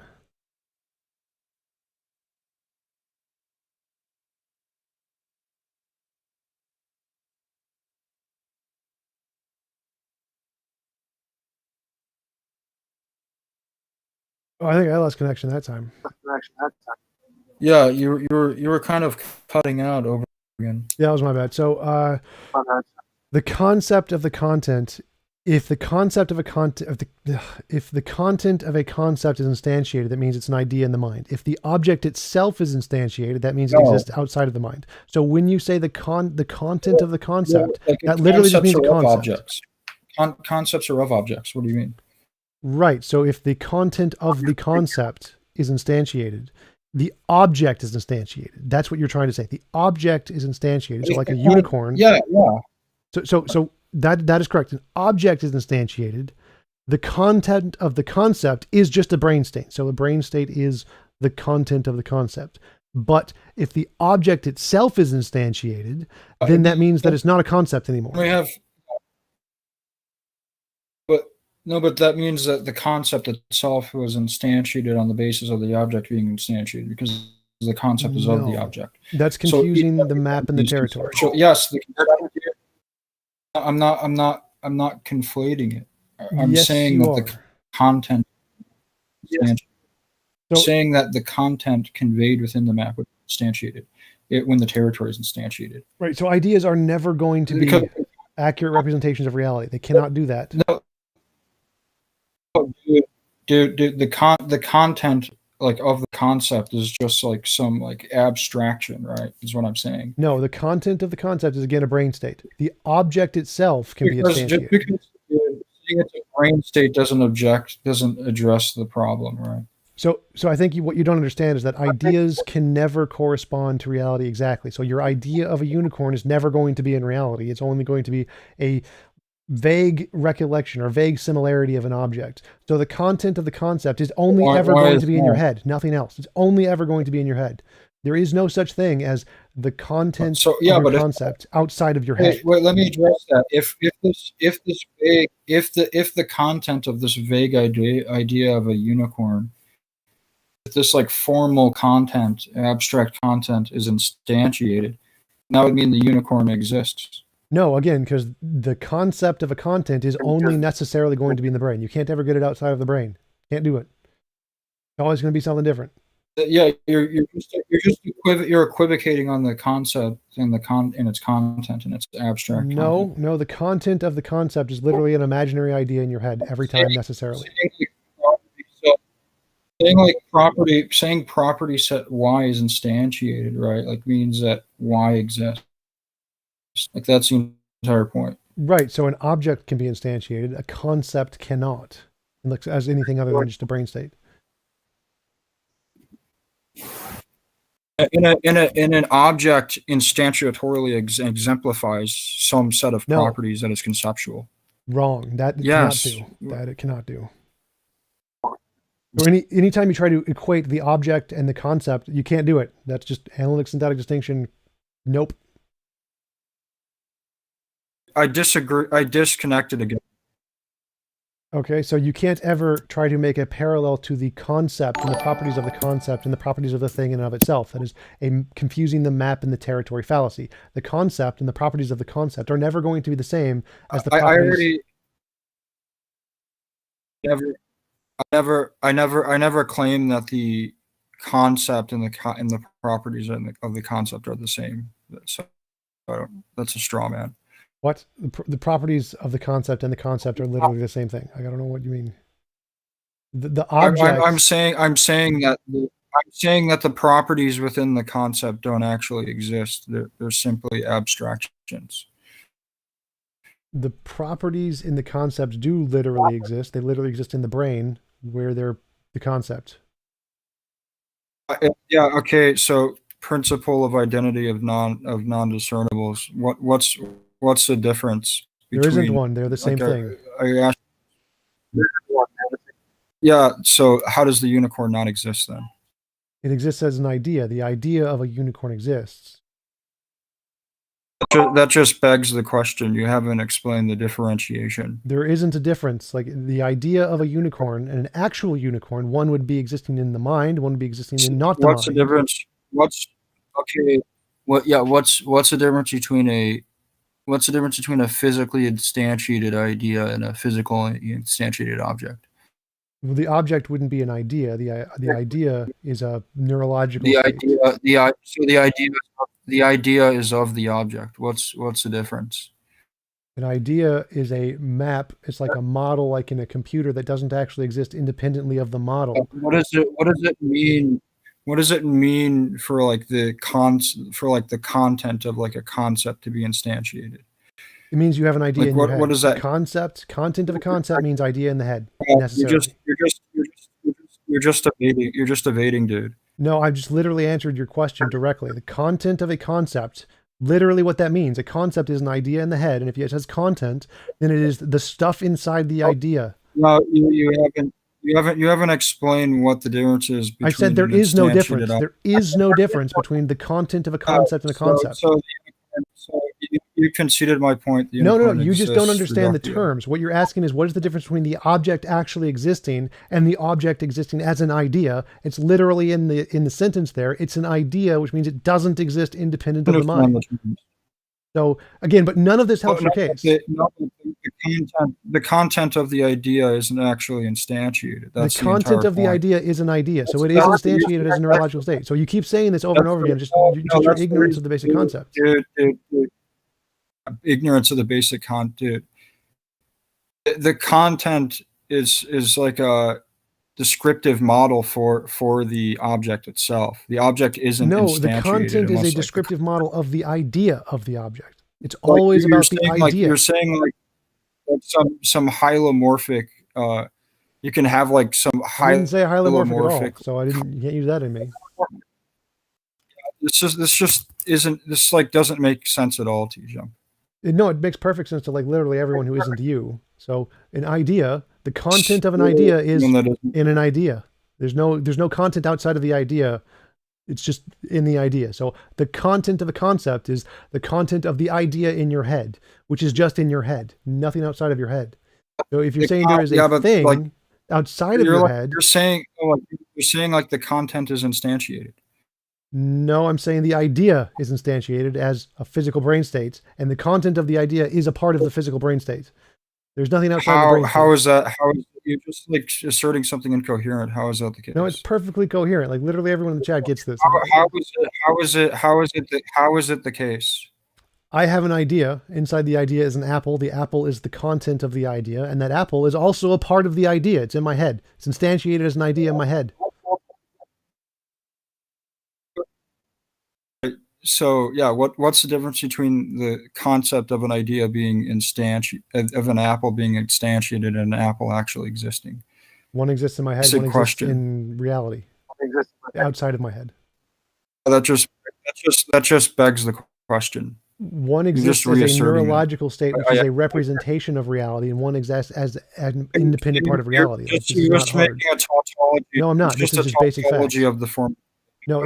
This in is your worldview, that would be a tautology. No, this is extremely simple. In your worldview, that would be a tautology. No, this is extremely simple. So again, it's like asking what's the difference between a picture of an apple on a TV screen and an actual apple. One is a picture, and one actually exists independently of the picture. How about we're not saying like the actual. We're saying the picture exists, but that like the content painted in the picture doesn't actually exist. No, I'm saying they both exist. The content is the picture. The content in the picture is derived abstractly from the picture. No, I'm saying the content is the picture. That I've said that multiple times. The content of the concept is the concept. The picture is the picture. That's literally incoherent. The content in the picture exists, therefore the picture is instantiated. The picture is the picture, and the content of the picture is the picture. So again, you keep confusing the language because you don't know it. You don't understand the philosophy. What you keep trying to ask. It's not a map. No. What you keep trying to ask is, what is the difference between the object in and of itself in reality and the concept of the object, which is the exact same thing as the difference between a picture of an apple and an actual apple. The difference between the concept, the concept and the object that the concept is conveying. No, again, that's you not understanding language. That's your mistake, sir. You keep putting in the word concept on both sides of the sentence. It doesn't work. No. Concept is concept. Anytime you use concept, it's a concept. Stop. No, I didn't use it on both senses. You just did. What is the content of the concept and the concept? Okay, what I said is that the only principle of differentiation for an apple and in the concept of an apple is that the content of one is instantiated and the other isn't. No, that is not at all the case. That's dumb. So literally the same thing is the difference between a picture of an apple and an actual apple. Literally, I already explained why. Let me explain this why you're wrong again. If you ask what's the difference between a picture of an apple, Why are you still talking? Read still talking? Aristotle, dude. No, I understand more about philosophy than you Just about read literally everything. Aristotle. I've read Aristotle. You don't All understand what right, you're talking guys, about. if you can probably move on from this and bring it back to the central Well, I've got to It clear up seems this like it's just not going stupid anywhere. argument he's saying. So again, if you ask what's the difference between a picture of an apple and a real apple, there is clear differences. He told us to move on. And I've got to clear up my point here. I've got to make up. I'm going to clear up the point here, and then you can move on if you want to. So again, a picture of an apple and an actual apple, there are obvious differences between the two, and it's literally the same distinction between the idea of an apple and an actual apple. Anytime he says content, the conceptual content is again just the idea. But what's the property difference between a picture of an apple? What differentiated property is? Apples are a fruit. They contain different combinations of neutrons and protons. The picture doesn't. They're different things. They have different physical conception, different physical structures. They're literally different physical objects. Okay, okay, so I was disconnected again. So you said there's a physical difference. Yeah. Exactly. So the content isn't physical. You're my point. Yeah. No, because they're physically different objects. The content is just the concept. No, you said there's a physical difference. You said there's a physical difference. A painting is just like an abstract set of lines and other things, right? Map and the territory fallacy, as I said like an hour ago. The representation of an object. The territory fallacy would be saying that the representation of an object doesn't actually exist. No, you're confusing the representation and the object itself. They are different things. They are not the same thing. There's no connection between them two. No, the object exemplifies its wrong. That is again your made up non-thing. No. It is also true that you're just making some like reification fallacy too. No, reification means using the same word in different ways or using your imagination to correspond to reality, something just an imaginary concept. Like no. That's literally what we're talking about is you have an idea in your head and you're trying to make it represent reality. You're trying to provide some ontological commitment to abstract objects. No. Again, there are no abstract objects in my world. You're like saying each and every like conceptual property like individually exists like within this concept. Each and every conception of your head exists. But again, none of this helps your case. Like all this is just me educating you on basic philosophy. I think therefore I am is still true. It still works. No God reference at all. So again, you've done nothing to support your worldview at all. I literally debunked the Cogito and no one. You said gibberish that it didn't work, and you think it did, but okay. Gibberish. Yes, okay. Gibberish. Again, I think therefore I am stands perfectly well. Where's gibberish? Okay. We already went over this. I don't want to go through the same thing over and over again. I'm happy to. I can embarrass you over and over again. I'm happy to do it, because this works perfectly well. It's 8:30, but where did you embarrass me? Every single time. Like I think therefore I am. Couldn't even get reasonable. into an actual discussion.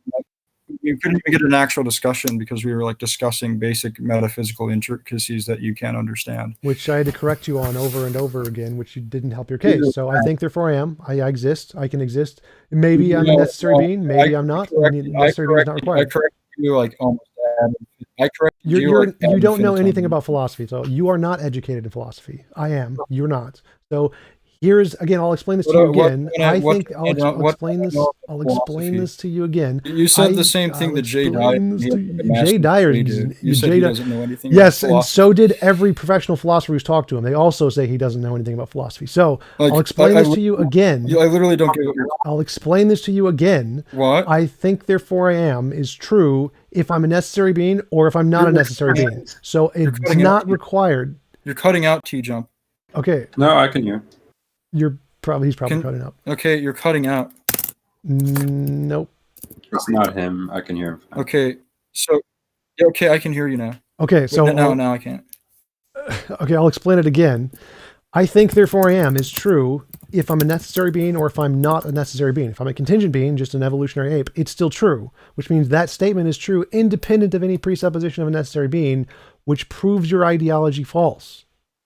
Wait, so what were you saying? Okay.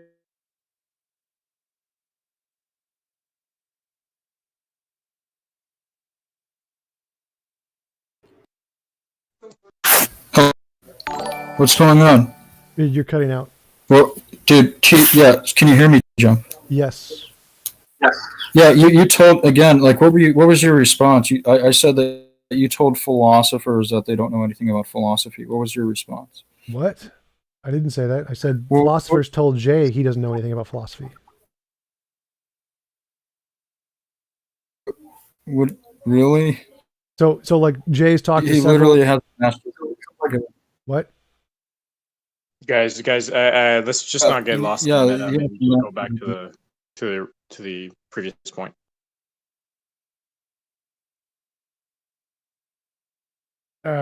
Previous point. So yeah, I mean, what I said before is like Alex Malpass discussed with Jay and showed Jay didn't know anything. So actual philosophers have said Jay knows nothing of philosophy because he just doesn't. I didn't watch the debate, but whatever. So, but my point was that I think therefore I am. I exist. I know I exist. Maybe it's the case I'm a necessary being or connected to one in some way, but it's also possible I'm not. That is not logical contradictory. Wait. Go back. Stop. So, if it's possible I'm a necessary being, or it's possible I'm not a necessary being, because it's a possibility I'm not, that means I can think and know something without ever presupposing a necessary being. So you don't need to do that to have knowledge. That disproves your worldview. Do you adhere to? No, do you adhere to S5? No. Detroit explain that later. You don't. Why do you reject S5? Because it's the garbage language that's made up and has many problems with it. Like I don't accept S4 either. I'm not running Dyer's argument. DGH, I'm not running Dyer. I ran a completely different argument. But I didn't. So S5. Right? So S5 basically states that if something like transcends all possibility in one timeline, then it would in all timelines.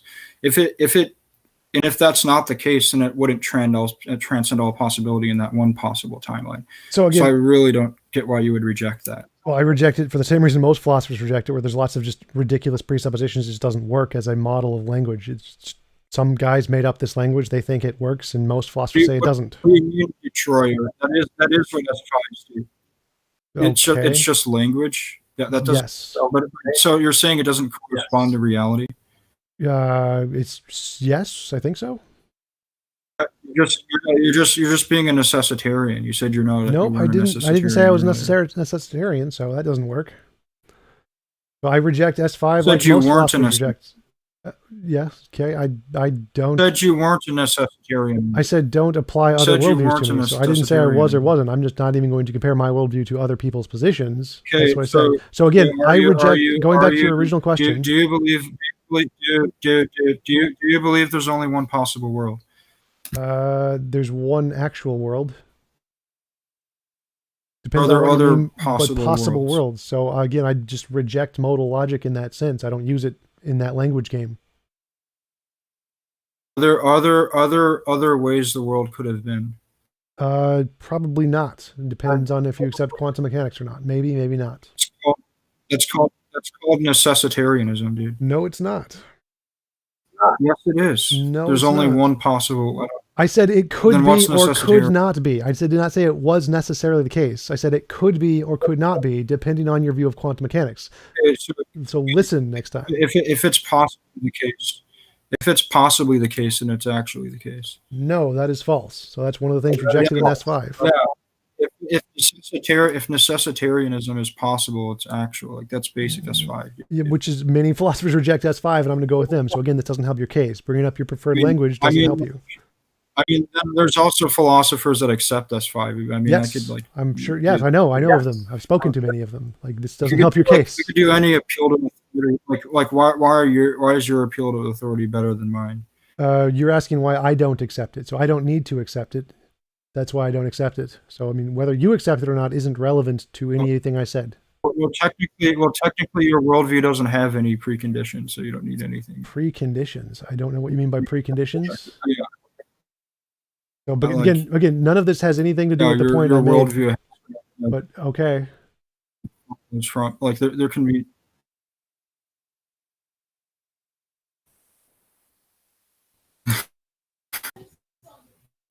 Okay, bring it up. Okay, I disconnected for a second. Okay.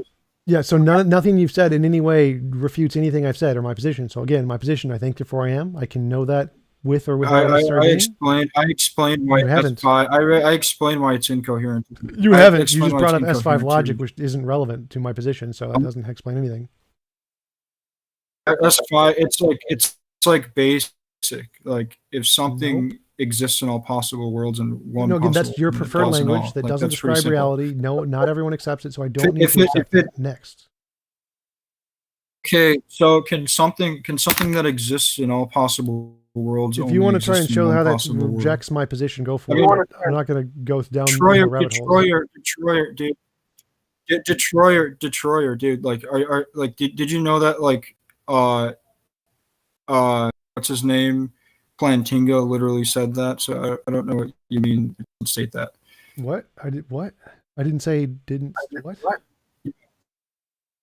I'm talking to Detroyer. Yeah, we can have the discussion, but there's no point in responding to myself in text, right? Because you're having debate with TJump. We can discuss it afterwards. What was your response, TJ? TJump, what was your response? Also, Is that my laptop's about to run out of battery soon. S5 is rejected by many philosophers. Has nothing to do with my position. I don't care about S5, so it doesn't. Really So why should I? Give me a second. Why should I accept your philosophers and not the ones that accept S5? I don't care. I don't care what you accept. I don't accept S5, so using that as an objection doesn't work. Try again. You don't care. No, I asked you why you would reject it simply on the basis of certain philosophies. That's what I asked you.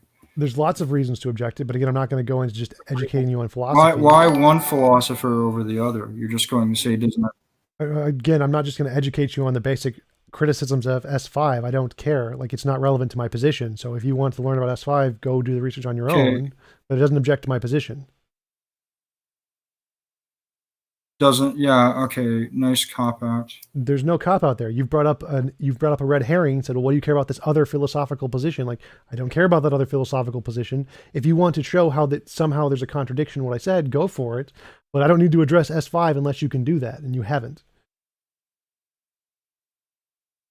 S5 is a version of modal logic. It's like modal logic is a way of a logical system, and S5 is a specific version of modal logic.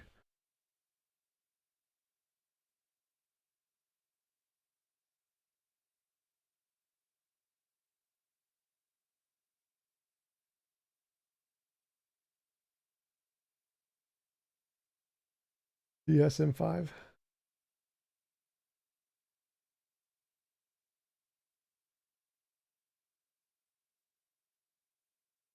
S5 is S5 is not in all possible worlds. S5 is a specific kind of a logic. It's just a language.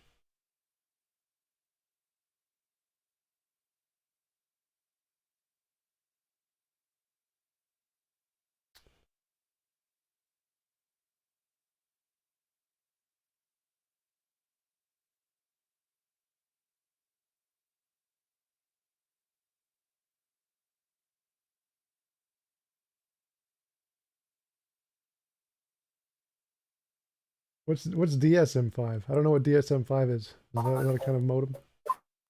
Hey, dude, my connection ran out. My laptop's about to run out of battery. I don't know what to do. That's fine. Give me a second. You have a plug? You can plug it into the wall?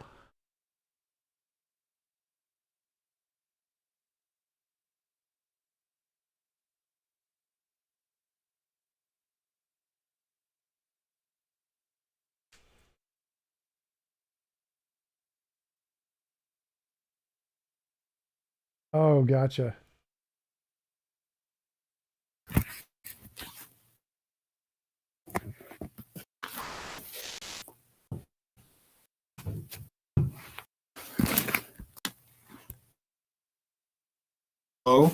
Hello, what's going on? Hello. Yeah, I can hear you. Yeah. So yeah, I think I left after saying my connection ran out, and then that was after I said that this isn't going anywhere because we're just bickering. Yeah, I mean, I brought up I think the 4am, and you said S5 logic, but that doesn't help your position. I think I said something along the lines of what did I use? I forgot. What did I think?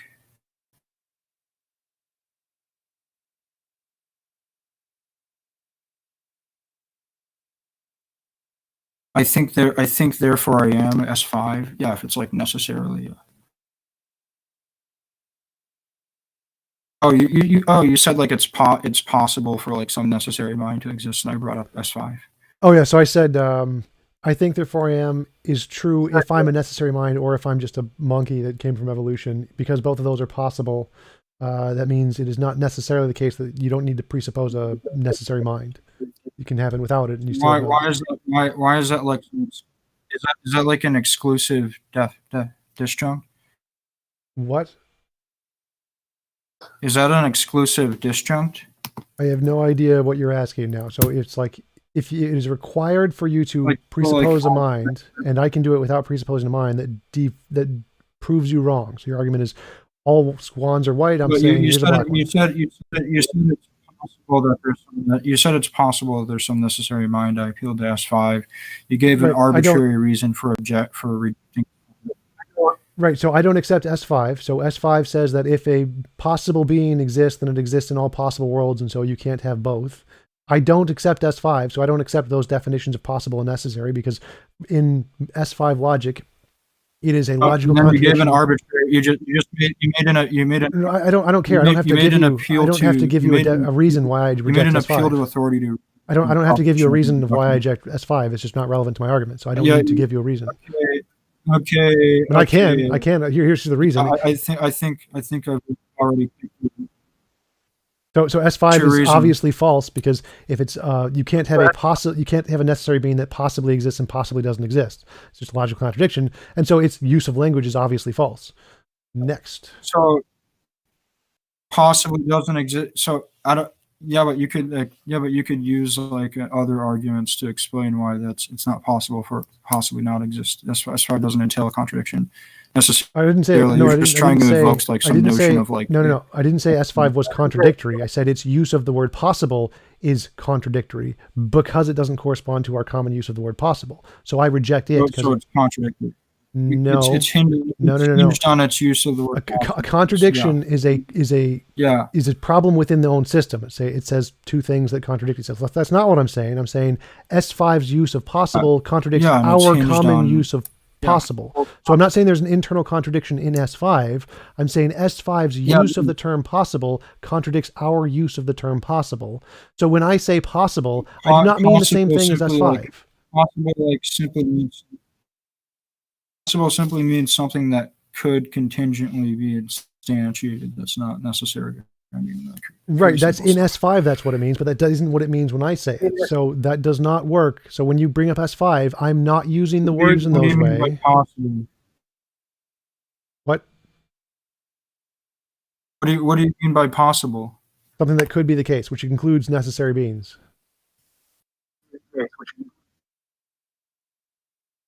Necessary beings. Yeah, so by my definition, you can have it's possible to have a necessary being, and it's possible to not have a necessary being. So it is both possible to have a necessary being and not possible to have a necessary being. Whereas in S5 logic, that's a contradiction. No. That's a contradiction in S5 logic. It's possible for something to exist in all possible worlds, not exist in all possible worlds. So it's a contradiction, dude. No. That's a contradiction in S5 logic. I reject S5 logic like most people. I use the word possible as a way means it could exist, it could not exist. And because S5 logic does not use language in that way, I reject S5 logic. So that S5 logic does not work. How could something that's necessary simply means something that could not possibly not exist? So it transcends all possibility. Right, and I reject that as a thing. How could that? That is not a thing. So you reject that, yeah. So now you're just like creating definitions. This is just like a word concept fallacy. No, it's not. So again, this doesn't help your position at all. Yes, TJump. No. Is it possible God exists and also possible God does not exist? Yes. No, that's ridiculous. That contradicts like the very like. No, that contradicts your preferred language usage that no one accepts, which is why I don't care. I don't care about your language usage. So S5 does not refute my position. No one accepts. A lot of people like Norman, Malcolm. It wasn't meant to be literal. Obviously, many people do accept it. No one, as in the majority. It's not literal. Like when I say no one, I mean as in the majority. Like no one believes the world is flat. Obviously, isn't true. now an appeal to majority fallacy. Okay. Nope, not an appeal to majority fallacy at all. I'm saying I reject S5 logic because I use language in this way, which corresponds to the way most people use it. It's not true because of that. That's not the justification for it. So it's you not a haven't fallacy. you haven't even described what possibility is, dude. Yeah, I did. I literally gave the definition, something that could be the case or could not be the case. So it's possible God exists and Something that possible could God be does the not case, exist.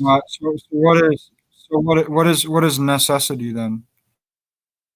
Necessity is something that is always the case. Something could possibly be always the case, or Yes. possibly not be always the case. Yes. At the same time. Yeah, that's No, that's not literally at the a same time. contradiction. No. So it's possible that the standard logic applies to everything. It's possible. It's possible that it is necessary. I don't know. But it's also possible it's not necessary. I don't know. Then it would be contingent. No, that is incorrect. Again, you're going off on your own language No, game. here. You literally don't know what you're talking about. I literally do. you I've literally corrected look many people on this before. Like, no, that is incorrect. No, you're like making yourself look retarded, dude. No, Like, you don't know what you're I've talking corrected you on this multiple times. I've literally talked about with Ben Arbor on this multiple times. Like, I know what I'm talking about. You do not. So again, my about. arguments. I don't know what you're talking about. No, I do. I clearly do, and you clearly don't. I'm educated in philosophy. You're not. Just clear this up. Again, You're not. so your argument, your choice of You're like using educated your in choice of using your preferred language does nothing to refute my argument. I reject it just like most people reject it. So that does not in any way refute my argument. So nothing you've said over the past 20 minutes does anything to help your position. My statement stands. I think therefore I am. Something that could not. Okay, let's go over this. So something that could not be the case, right? What? It's possible. So it's possible that something could not be the case. So that would mean that it is actually the case. No, that's not at all what I'm saying. So it's possible. It's possible that standard logic is necessarily true in all possible worlds, but it's also possible it's not. How is that the case? Wouldn't you have to assume standard logic were true for it to not be the case? No, you don't. You can just use a different logic, like many-valued logic. Yeah, and like dialetheism and paraconsistency. No, none of those are. That's not dialetheism at all. Many-valued logic is a kind of paraconsistent logic in many cases. You don't need dialetheism. You can use quantum logic. You can use intuition logic. So no. So there are multiple kinds of logic. I never claimed it's dialetheistic, dude. I was just bringing up two different things. Okay. So again, it's possible that logic, standard logic, applies universally necessarily to all existing things, and it's possible it doesn't. It's possibly a necessary thing, and it's possibly not a necessary thing. Standard logic would have to be true for standard logic to be false. No. Pretty simple. No, that's wrong. Again, you can use a different logic. How would you identify that? By using a different logic.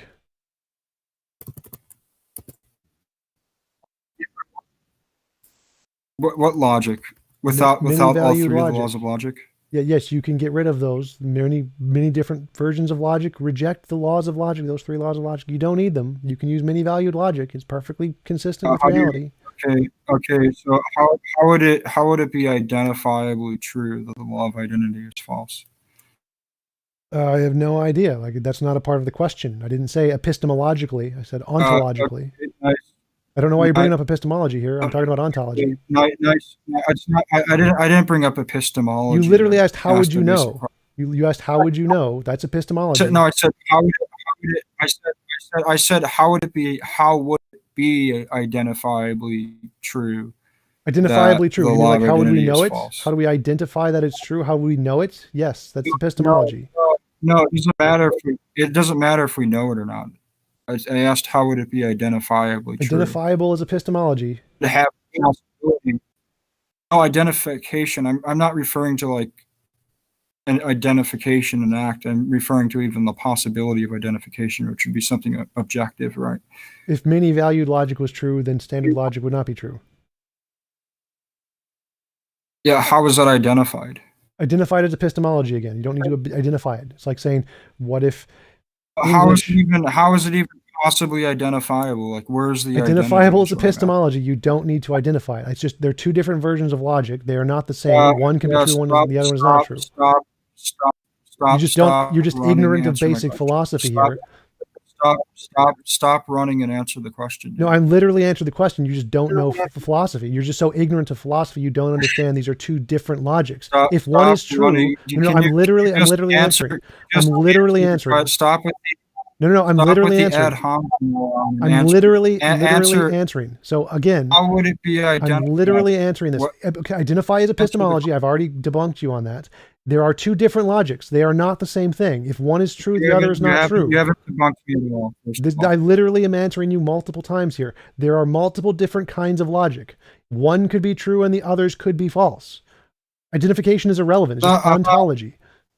The possibility of identity has nothing to do with identifying subjects. So no, I never said it did. So again, that does nothing to address the case. There are multiple kinds of logic. So how would it even be possibly identifiable? Again, identifiable epistemology. I've debunked you on this. Like, you don't understand the philosophy. There are multiple kinds of logic. Do you understand there are multiple kinds of logic? Do you understand? Do you understand there are multiple kinds of logic?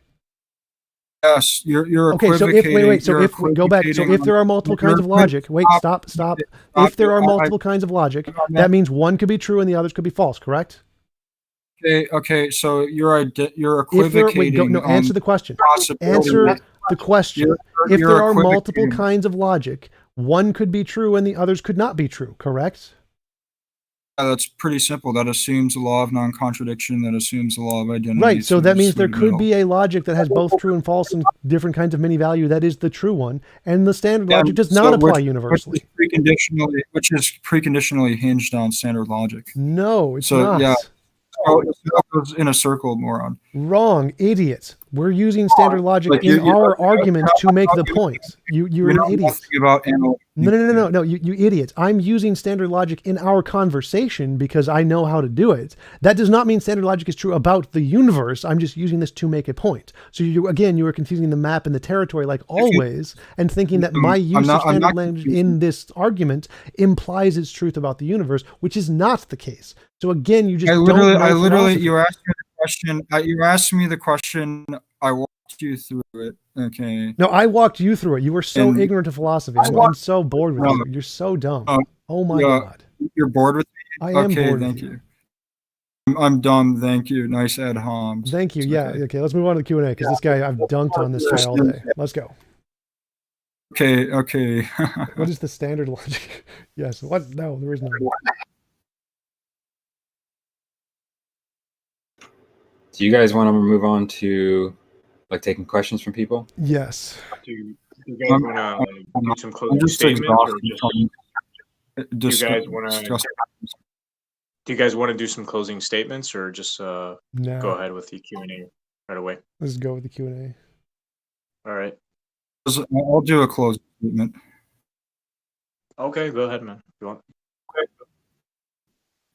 So I explained how like the Cogito is not internally consistent within his worldview, right? He grounds all possibility in the Cogito. He grounds necessary truths in the Cogito. I explain how that collapses into theism, right?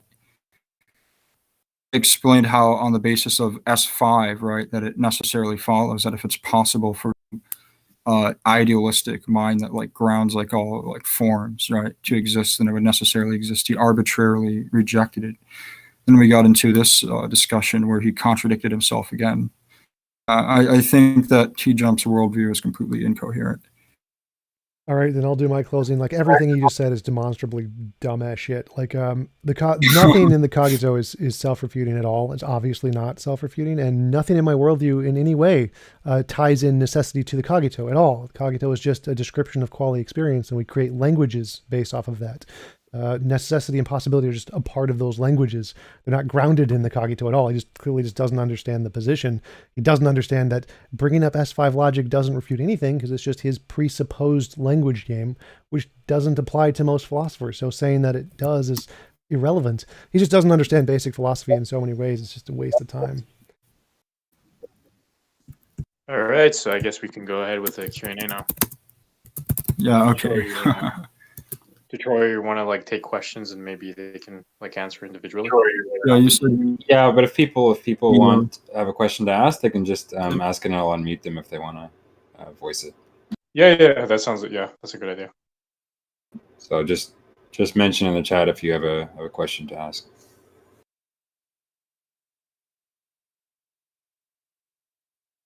All right, I saw Seb first, so yeah, I don't really care for Q&A, so I'm probably just going to leave. Well, that's fine. Don't worry about it. okay. It's not going to take up too much time. So I heard that there was a so TJump.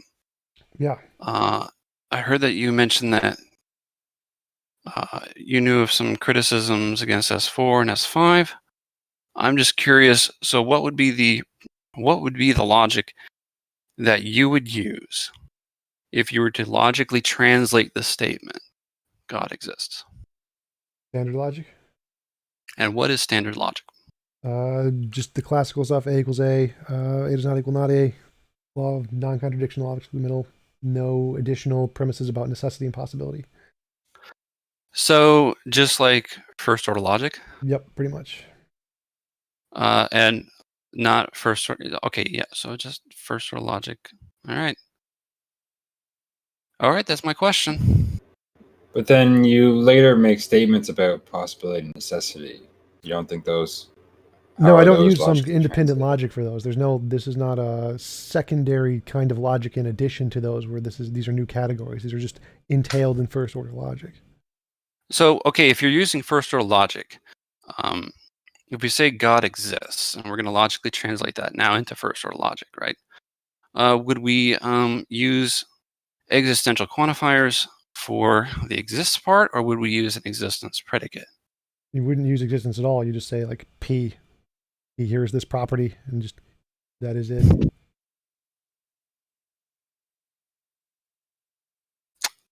Wait, what property was that?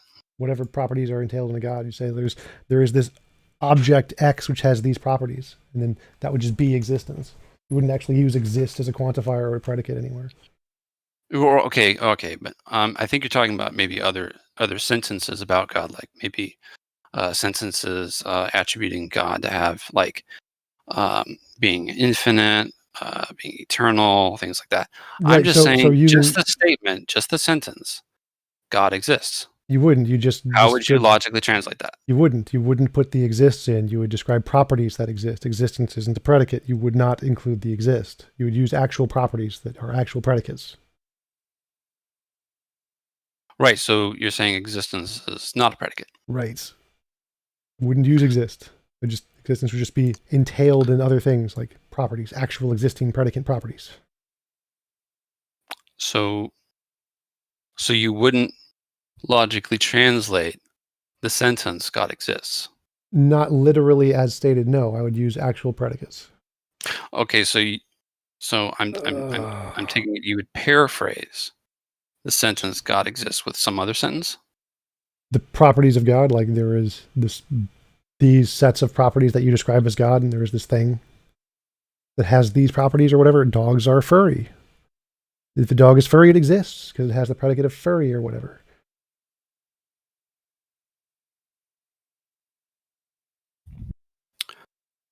Okay, I'm done. All right. I didn't see in the chat if someone else had a question for either TJump or Interlocutor. It looks like Interlocutor is left. There was a question from Zikashi Farmer to TJump.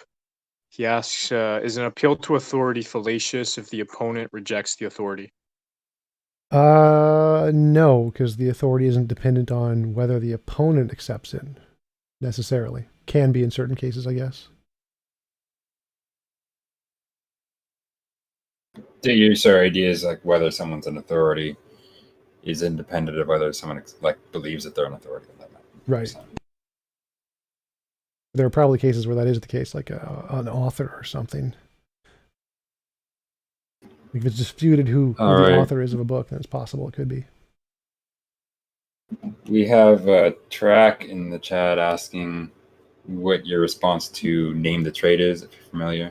Yes, I've answered that before. I agree with veganism. I think it is immoral to eat animals. So I don't think there is a trait that makes it differentiates killing animals and killing humans. I think it's immoral to kill animals. Okay.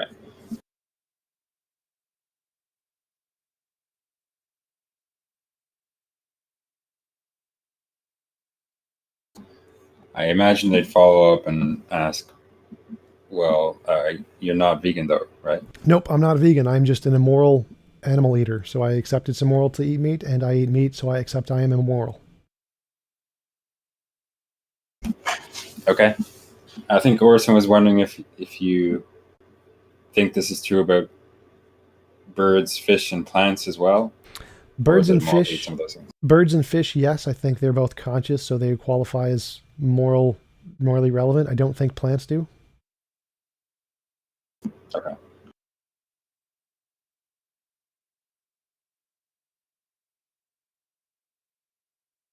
Actually, now that I think of it, I had a question. Are you like a moral realist? Do you think Yes. I am, yes, I'm a moral realist, like most philosophers.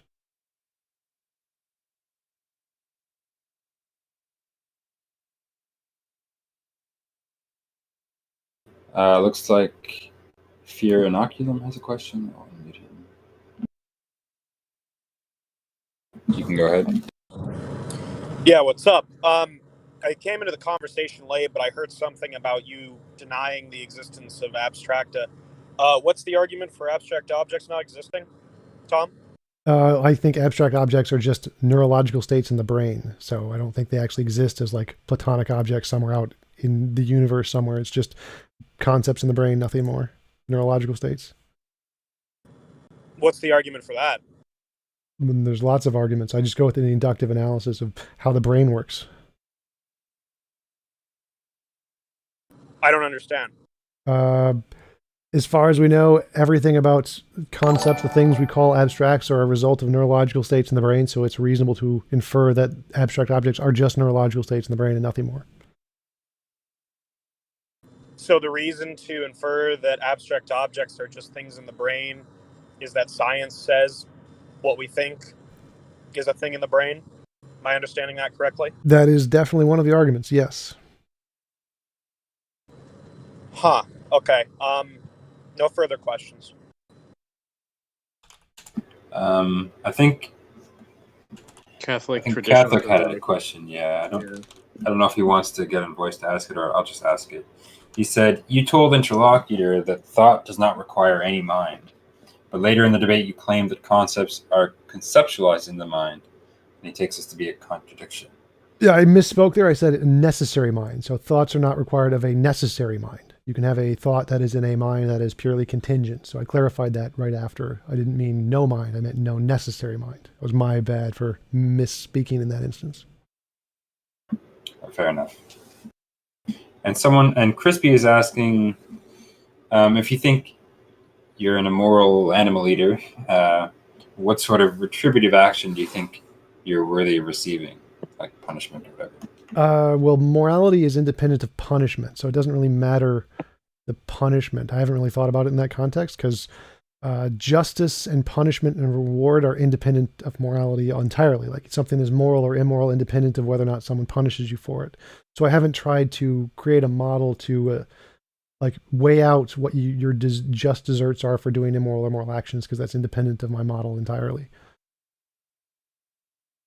All right. And user Dead is wondering if you could quickly explain what you take S5 to be.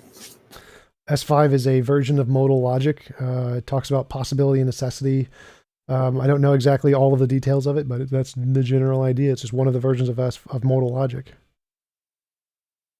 All right. I think Yuri had a question. Hey, what's up? I just want to know, why does TJump take categorical norms to exist? What do you mean by categorical norms? So like norms that basically impose like certain actions, right, on what you ought do and ought not do. So basically objective morality. No, oughts aren't required for objective morality. You can go to the Stanford Encyclopedia of Moral Naturalism, and there are actually a number of models that don't use oughts, or oughts as a secondary criterion of just the fact. So you have a fact that I weigh X 180 pounds or whatever, and then from that you can infer a hypothetical imperative. I ought to do X or I ought to do Y based on my motivations. But you don't actually need oughts to have an objective morality. Why would that be objective, though, and not just some sort of institutional norm? You can look up the definition of objective. I don't have it on hand. I have it saved from the Stanford Encyclopedia of what it means So to you have a don't know? normative model. No, I do. I have it saved. It's not off the top of my head. But a normative definition of ethics does not entail an ought, so you don't need an ought for a normative theory of ethics. Okay, last question. Do you think we ought believe you objectively? No, you can choose to believe what you want or not to believe. I don't care. The oughts aren't relevant. Okay, no more questions. No further questions. I think Yuri has a question. That was you. Yeah, that was my. Oh, Yuri. Okay. Sorry. Crispy had a question in chat. He said, so you don't think that extremely moral actions are connected in any way to a moral obligation for punishing such behavior? Right. So I don't think punishment has anything to do with morality. Like, obviously the case. Like, if Hitler killed 1 million people and there was some God who rewarded him for it, it would still be immoral to kill the 1 million people. The reward or punishment after the moral action does not in any way affect the morality of the action. So the resulting punishment or reward is independent of the morality entirely. It has no relevance to morality at all. But I guess more to the point, is there an obligation on others, for example, to take some action against someone who's performed some immoral action? Not a moral one, no. It's pragmatic, yes, but no moral obligation. Like, if there's a killer going out killing people, we should, like, pragmatically, as a hypothetical imperative, stop him for the benefit of society, but there isn't a moral imperative to do so. Okay. Was MJ's question asked? Which one? I might have missed it. Well, he says, if no minds existed, for example, there could be some future worldwide disaster, and in the past, there were time periods when nobody was around. How would the Cogito argument help clarify if God exists or not? So a presuppositionalist assumes you need to presuppose God to have any claims of knowledge at all. And my argument is I have, I think, therefore I am, and I don't presuppose God. So the point is that I can get a claim. That's all I need, is just a claim at any point in time ever to disprove presuppositionalism. Like, I don't need to disprove presuppositionalism when there are no minds. I just need to disprove presuppositionalism one time ever to disprove it. So it's not relevant if there are no minds. It doesn't matter to the argument. Okay. Jovan was wondering if you think that, is it the case that you ought to do the good action? Again, that's a hypothetical imperative. So if you want to be good, then yes. If you want to be bad, then no. But there's no, just imperative to do the good action. Right? It's just right. It's a fact of the matter that this is a good action and this is a bad action, and whether you ought to do the good action or the bad action is the hypothetical imperative of what you choose based on your personal goals. So it's still an objective model of morality because there is a fact of the matter that this is moral or this is good and this is immoral and this is bad. But then your ought to do one or the other is an additional external premise about hypothetical imperatives that are not required for objective morality. Right. Detroyer, I have a follow-up question. Yeah, you can go ahead. You said earlier consumption of meat / animal products was immoral by your own lights. Yes. What's the reason you engage in an action that's immoral? It tastes good. So you think your taste is more important than the suffering of the animals killed to be put on your plate? It's more important to me. I don't know if there's I don't think it's more important in the grand scheme of things because I admit it's immoral. So I think I just like taste better than being moral. I mean, I don't know if you're like a moral realist or whatever, but isn't that just you saying you ought to do it in virtue of the taste? No. So I'm saying I ought not do it. I'm saying I should not kill animals, but I'm going to do it anyway because I like taste. So I think it is wrong for me. It is objectively wrong for me to kill animals morally, but I just don't care. I'm just going to do it anyway. Are you a psychopath? No, I can definitely feel empathy for many things. All right, no further questions. Go ahead, Troy. Larry Hoover was wondering how the cogito isn't question begging. Because it isn't, it's a tautology, it's saying the same thing twice. I think, therefore I am. The thinking and the I are the same thing in the statement, so it's just saying I exist and nothing more. So it's not actually a fundamental argument, it's just a descriptive statement. It would only be circular in the case of Bertrand Russell's usage, or his criticism of Descartes' usage, if the I implied that some kind of ontology. Like if you said, I am a purely material being, or a dualistic being, or an idealistic being, or whatever, if you try to infer something about the I other than it's just the thinking, then it would be circular. But as long as you just use it to refer to the thinking, it's not circular, it's just a descriptive statement of I exist. Crispy had another follow-up question on the immorality thing. So he says, what actually follows from saying that someone has done something immoral? Are there any sort of obligated actions such that that follow from normative claims? Like for punishment? No, I'm not sure what he means there. So an action is objectively moral or immoral, is just a fact of the matter. And then if you do the immoral action, it's just a fact that you've done the immoral action. For example, if I say I've jumped up, that's just a fact of the matter that I've gone up. Or if I say I've sat down, it's a fact of the matter I've gone down. So similarly, if you do immoral actions, it's just, again, just like a measurement of the fact that you've done something in the down direction. Or if you do moral actions, it's just a measurement of the fact you've done things in the up direction. But there's no like retributive aspect to it. It's just irrelevant. I think what he's asking, though, is that suppose you do the immoral action. Is it the case that you should not have done that action?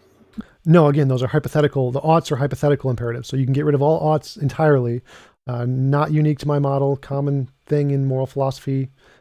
Stanford Encyclopedia, Moral Naturalism. You can just Google oughts and it should come up pretty quickly. You do not need oughts for a normative theory of morality. No. Okay. Zed is asking how you deny S5 if you don't know what S5 is. Because I've looked into it before and concluded I rejected it, and I just forgot all of the things about it. All right. Joe. Troyer, I have a follow-up question. All right, go ahead. Yeah, what's up? This is Fear Inoculum again. You said earlier You're cutting out. You're cutting out. Case against the existence of abstracta was a scientific hypothesis. God damn it! No, we can hear you now, sort of. Yes, scientific hypothesis against abstract. I think that it's reasonable to conclude its abstract objects are just a product of the brain. Can you hear me, Tom? Yes, I can hear you. All right, sorry about that. I'm driving. Abstracta are claimed to be necessary. That is to say, they exist in all possible worlds. Don't you think it's kind of queer that you would use an inductive hypothesis against a claim like that, Tom? No, because let me know what you think. No, claims are just claims. I can claim magical pink pixies are necessary, and then you can say, well, no, I can just say, scientifically, we've seen no evidence of magical pink pixies. Does that mean that it's unreasonable to use that inductive argument against the deductive assertion that pixies are necessary? Well, no, obviously not. Assertions pose no evidence at all. So what I'm getting at, what I'm getting at is, if the proponent of if the person like saying abstracta exists gives you a deductive argument, you straightforwardly can't use that because you would have to show that there's like a better argument that shows abstracta do not exist, or you'd have to show some sort of incoherence. No, I would not. So the same case, right? The same so thing. So what would I'm really apply. getting at is, do you have? Well, hold on, one second. One second. What I'm really getting at is, do you have anything against abstracta beyond the inductive case, or is it just the inductive case? Well, again, so the first thing you said is no, you do not need to provide a better argument, as in the example I just gave. If you give a deductive argument for magical pink pixies, I can, again, just give an inductive argument that it's false. So deductive arguments don't in any way help your case or make it a stronger argument than an inductive argument. It's usually actually the other way around. So I don't need anything. You don't think a deductive argument is... What? You cut out. I don't think a deductive argument is definitely not better. No, it's not better evidence.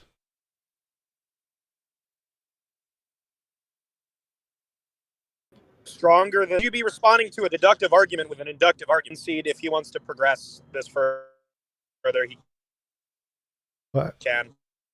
Lots of I think breaking up there. I think Sunseed had a follow up on this point. Maybe you can ask. Well, I think the point that Pogan is messing up and doing so electronically is that you're having something that's a metaphysical claim, the existence of abstracta, which isn't something that you gather evidence for. It's something that you demonstrate via argument. Someone could claim that there are pixies and say there's evidence, and of course you can argue that there is no evidence against it, so they're disconfirmed. But that's not how people present the case for abstracta. They don't present it as something that you assess with evidence. They present it as something that you assess with arguments instead. Right, I understand that, but the way they present it, no one cares. Like, you can present it in any way you want, but you still need some way to differentiate. Is this just an imaginary thing you've made up in your head, or does it correspond to reality? And to do that, you need that empirical verification. So you just presenting a deductive argument isn't evidence of anything. It's just, this is an idea in your head that you think is true. Congratulations. Until you can verify it with some kind of empirical data out in the world, or given instantiations of it in the world, it's just an idea in your head and nothing more. So there's nothing you think you could there's no like metaphysical concept you hold to? Reality is reality. Like, what? Other than that, I think not really. Wait, you don't you don't think that, like, presumably you're a physicalist, right? You don't think physicalism is like a metaphysical claim? No, it's purely inductive. Like, we don't conclude physical is the only stuff because of a deductive argument. It's purely induction. Wait, you do know what metaphysics is, right? Right, things beyond physics. No. Metaphysics has to do with the first the way... fundamental principles of reality. Yes, I know what metaphysics is, but that doesn't help your case at all. No, then you would hold everyone who is a metaphysical claim. Everyone who is an ontological or metaphysical physicalist does so based off of induction and nothing more. That's it. It's just, here's the evidence we have. But even if that was true, that was silly, right? But even though if that was true, right, that wouldn't be incompatible with it being a metaphysical claim or a metaphysical thesis, rather. Right. So fallibilism is the position you can have knowledge without absolute certainty. So we use induction to make conclusions about metaphysics. Like, what does that have to do with anything? Let me explain it and don't interrupt, and maybe you'll find out. So most people conclude reality is physical, like metaphysical naturalism. Wait, stop. So most people conclude physicalism is just the result of what reality is because of induction. They make a metaphysical conclusion based off purely induction, and that's it. And you can do that, just like saying we're not in the matrix because I have hands, based on this position called fallibilism, which is the consensus in philosophy that you can have knowledge of, like, metaphysical fundamental nature of reality without certainty. Right, I understand that. I probably know more on that topic. I probably know more on that topic than you, right? But I'm still not sure how that answers the question or answers my question, right? On when you say that, like, you only hold to one metaphysical view, that being reality, yet you say you're a physicalist, and physicalism being a metaphysical that thesis, was never right? a question you asked. So now that you've asked it, I can answer it. Again, I'm a methodological naturalist. I'm not a metaphysical naturalist. So I don't really care what the fundamental nature of reality is. Well, physicalism is different than naturalism. Physicalism, the position that mind is purely physical. Right. Yeah. So again, problem isn't I whether or not physicalism you care, just it's whether based or off not of you induction. think you can hold things metaphysically. So again, I conclude the brain is physical based off of the evidence, which is all scientific induction, and that's perfectly reasonable. That's fine, right? Well, that's fine, but that's not going to be incompatible, right? That's not going to be incompatible with it being like a metaphysical thesis. I don't right? care. Like, none of this is relevant to your point. Claims that. Well, I'm just addressing your point when you say that you only hold to one metaphysical view, that being just that reality exists. And I'm saying that you can have theses yes, I never said you couldn't, so this isn't relevant. I never said you couldn't. Which would be a metaphysical thesis. I never said you couldn't, so okay. You did. No, I didn't. I just said... I asked you, and you... Well, that's fine, right? But do you take back your claim that you only hold to one metaphysical view then? No, I didn't make that claim. I just said, here is one I hold to. So you're not a physicalist then? No, I'm a physicalist. So again, you're just not understanding the point at all. Point is, Tom, the point is that... Thank you, whoever did that. Thank you. So maybe you can explain to Tom, because I don't think Tom has us having trouble understanding. No, it's pretty simple. So reality is reality. That's the only like assumption about the fundamental nature of reality I have at all. Everything else is just induction and it's methodological purely, and that's it. So I think the point that Yuri is trying to make is that there are different metaphysical theses that you seem to hold, including physicalism. Right, and I've just corrected him on that. My positions are methodological physicalism, not metaphysical physicalism. So if you don't understand the difference... Sorry. You don't think metaphysical physicalism is... Methodological physicalism is not the same as metaphysical physicalism. Yeah, that's why I asked you if you think it's tenable or not, idiot. Come on, answer the question. Okay, mute this kid, get him gone. I'm done with this kid. Bye-bye. All right, so bye-bye. Get rid of him. Get rid of him. So by methodological physicalism, I take it to mean something like the only things we can verify are physical things? Correct. That's methodological. So you're not making the stronger claim that the only things that exist are physical things. Right. As I said the entire time, the metaphysical position I have is reality, and I'm a physicalist in the methodological sense. So you don't saying I'm a physicalist doesn't necessarily translate to metaphysical physicalist, does it? No, obviously. So I'm a methodological physicalist. There could absolutely be a soul. I'm not discounting the possibility with a deductive argument. It's definitely possible. There's just no evidence to support it. Fair enough. It's just that when you say you're a physicalist, it's usually implied that you're talking about the metaphysical sense. That's your assumption, not mine. But so no, it's just about general usage. But not really, no, not really. Oh, okay. I think Orson had a question. Just real quick, I just think there's one thing that's interesting, though. Methodological physicalism isn't a view. He's confusing it with methodological naturalism. I just think that's funny. Just wanted to point that out. Well, it's a similar idea. Oh, so if you just Google it right now, it isn't, right? Because Detroyer, you would agree, right, Detroyer, that like you can be a physicalist, right? And not think that all things reduce to the physical. It's solely a view regarding like the ontology of the mind, right? Well, but that's I could be a physicalist and be a realist regarding properties. Right? No, but physicalism can be used in different ways, right? You can use it as a thesis about the mind, or you can use it as a more general thesis about everything that exists. In the literature, typically he could mean that. No, shut up. Right? Physicalism and its discontents. Carl Gilbert Barry Lauer, Philosophy, 2007. My primary goal will be to investigate whether methodological physicalists are correct and that their description claims are presently warranted. You're an idiot. This is actually used in the academic literature. You just don't know it. Well, like, what is that supposed to mean? It means the way I use the term is correct academically. You have people in the literature who refer to things as yes, that means I'm using the term which I don't take to be equivalently. Really so it does. That's all it needs to be. Like, this is a correct usage of the term. So let's move on. This is academic. He's not using physicalism here as in the philosophy of mind sense. It's just in the same way that someone says they're methodological naturalist. He's just saying the same thing about so like in the literature, right, and that would explain like why in the literature, right, when you're talking about like theories of mind, methodological physicalism isn't anything that you would ever hear of. So no, because he's not using it as a thesis about the right. No, mind. I understand what you're saying now. Right. Yeah, just dumb. It is true that this sort of view is usually stated as methodological naturalism, but it's the same idea or similar idea that he has in mind. So I just gave a quote from an academic journal. If you just disagree, you're just an idiot. It's just as simple as that. Right. There are some people that use the term. It's not. I was just making a general statement about when it's generally. Hi, I'm Richard Dawkins, and I'm an agnostic atheist.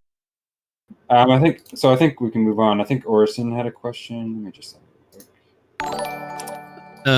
Hi, Tom. Hey. Yeah. So thank you for coming. I just think I heard something that I thought was a little bit concerning, and from my interpretation of your position so far, sounds like you're trying to have your cake and eat it too. So it seems to be the case that you want to say that everything is like verifiable inductively, and inductive reasoning is like superior to deductive reasoning. But you also want to hold to like these notions of logic, like classical logic and such. So my question is regarding the pink pixies in the sky. If you had a set of premises which you had good reason to believe are true, and then it had valid inference rules to get to the conclusion of pink pixies, would you say that it's false due to there being no inductive evidence? I would say there's no reason to believe it's true about reality. It's true in our imagination based off of those things. But unless you mean by valid inference rules some empirical inference about the world, then it would be good evidence. But no, if it's just it in our head, wouldn't be empirical. So if it wouldn't be empirical, then no, there's no reason to believe they exist independent of our imagination. So you would, so then the idea of like a valid inference rule being truth preserving, you would say that that's not true. It's true in our imagination.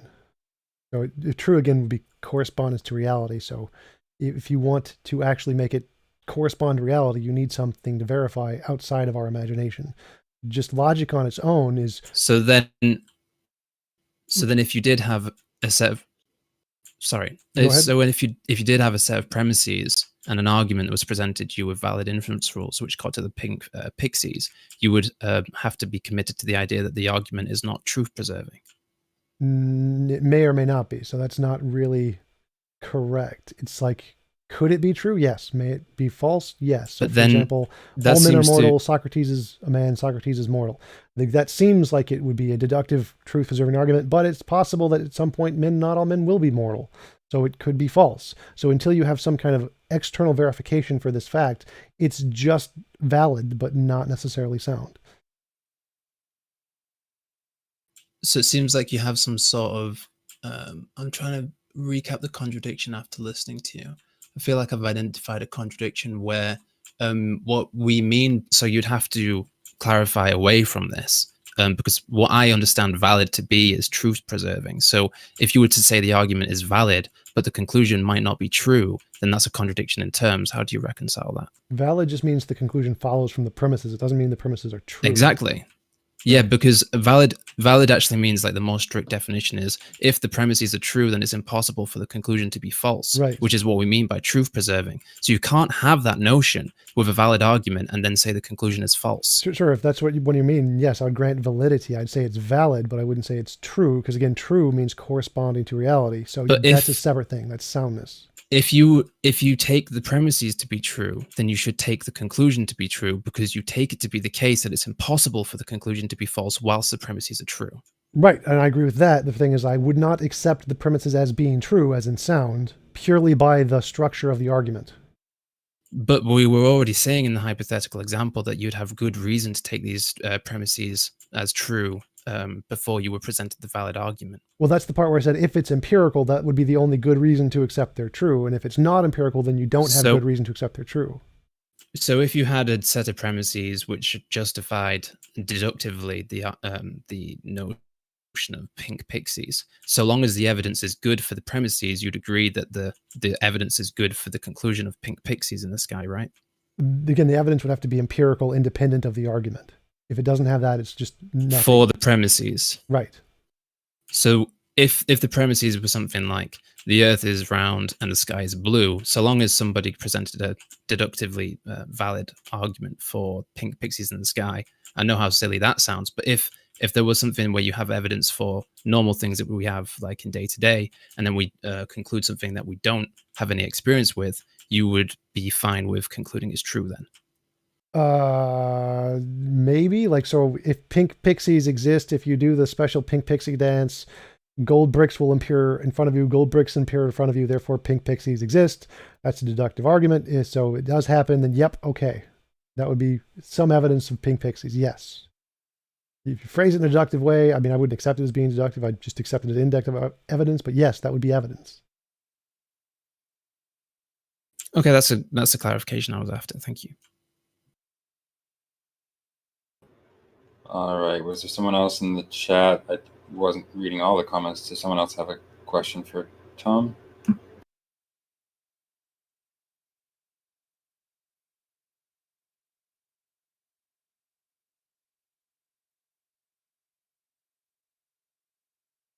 You can just ask in the chat if you want to be unmuted.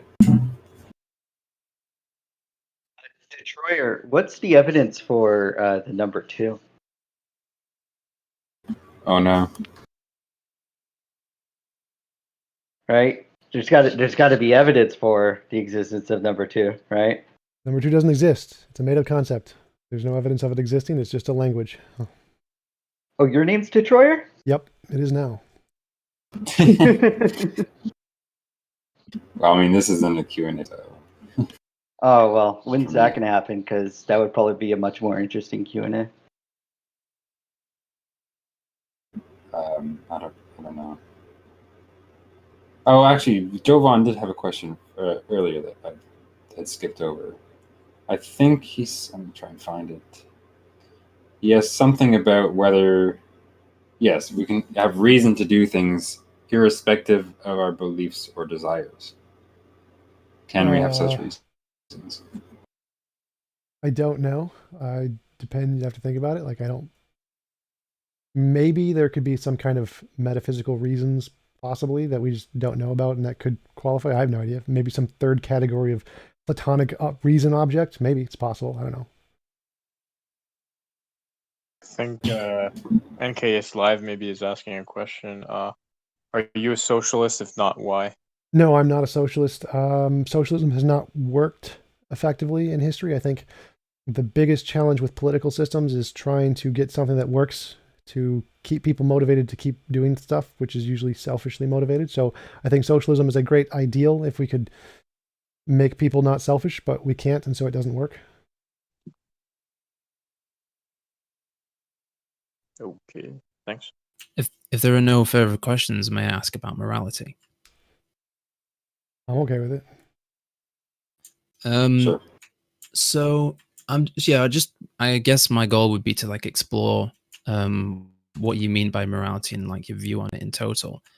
So I think I heard something along the lines of you thinking that morality is whatever brings out the less imposition on will, something like that. Could you elaborate? No. So imposition will is a conclusion. We look at moral intuition, moral progress. Those are the things that we describe as the moral phenomenon. And we're trying to figure out, well, what is causing these things?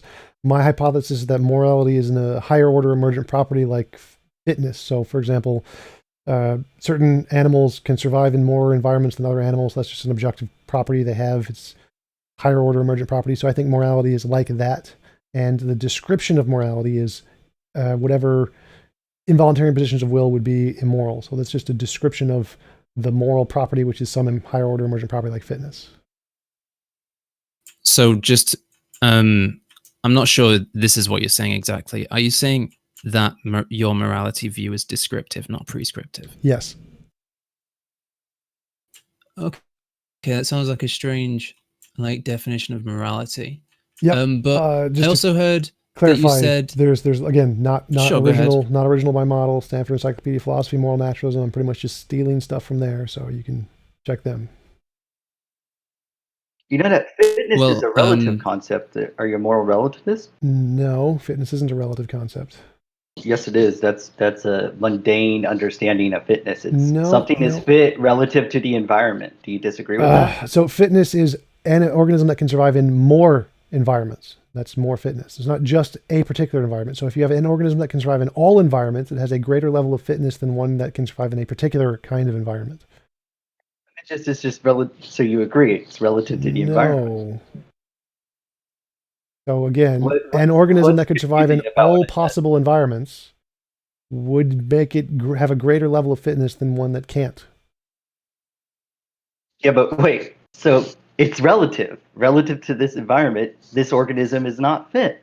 It's not a brute fact on its own. It's just a description of the relationship between an organism and the environment. Yes, and morality is a description of a relationship between people in environments. This is not exactly. So you're a moral relative. The truth isn't relative at all. It's true. That's not what I was independent. So relativism is the truth is relative. The truth of the claim. The property is a descriptive of different things. It doesn't make it relative. Like gravity is relative to the mass of certain objects. It doesn't make gravity relative. What you're saying is stupid.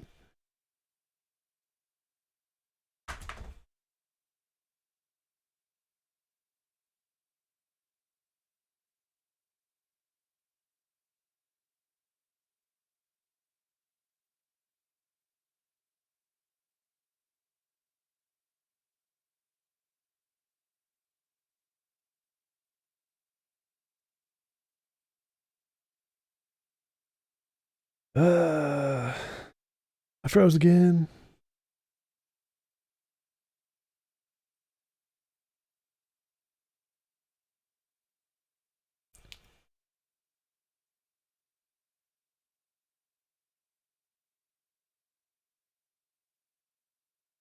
No, sorry about that. I froze. That doesn't make the thesis itself about what it's. Anyways. So yeah, like there are. I don't think that's what he's saying. Gravity isn't relative. Gravity is contingent on the mass of objects. Gravity isn't relative. So just describing facts of reality because they change based off other facts in reality doesn't make them relative. They're still facts of reality. Relativism is if the truth of the claim is relative, not if the thing itself is relative. So Earth has mass is an objective fact, even though its mass is relative to whichever biggest object is near. Yeah, no one's disputing that the fact that there are properties isn't relative. Okay. The part about morality is whether or not you ought whether or not those facts have any meaning, right? Do those facts give you an ought? I already addressed that many times. You don't need an ought for objective morality. He appeals to the hypothetical imperative. No, I don't appeal. No. I say oughts are a hypothetical imperative, but you do not need oughts for a model of objective morality. Well, that's what I meant by appeals to that. Okay. Then what do you think you're talking about when you're talking about morality? Again, I've already addressed this. You could just the definition of a normative theory of morality does not entail an ought. You do not need an ought. Google Stanford Encyclopedia of Philosophy. Moral naturalism, definition of normative morality, you don't need an ought. That's just your strange assumption. What do you think you're saying when you say imperative? Imperative, that's the same as ought. It's a normative, you don't need an ought. Normative theories of modeling, you do not need an ought.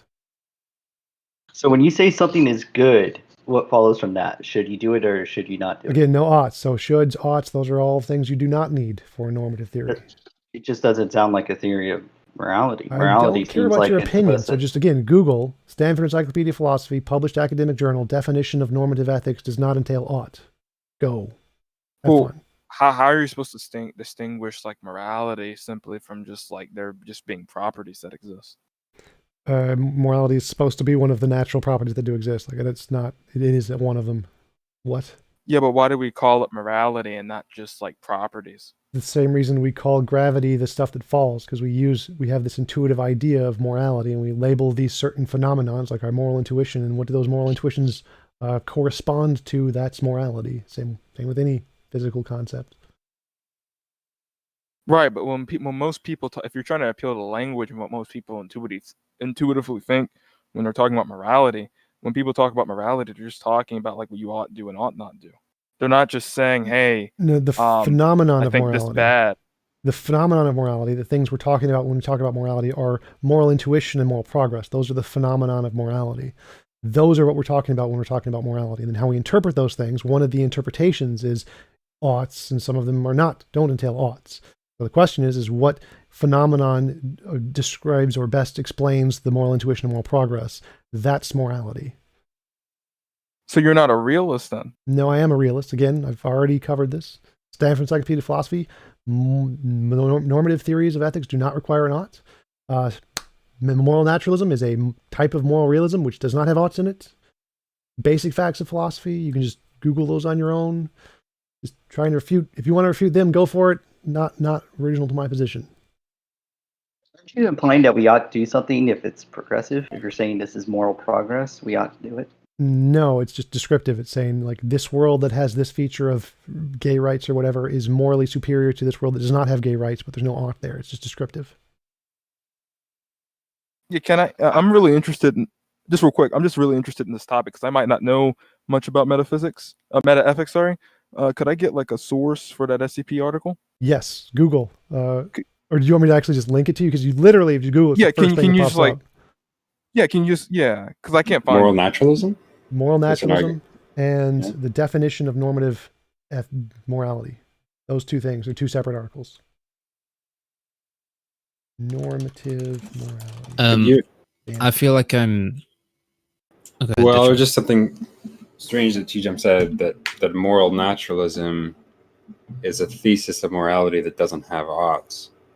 That's not the case. No, some models of it don't have oughts. So you can go down to Cornell realism. It's one of the things that lists it. It's not all of them.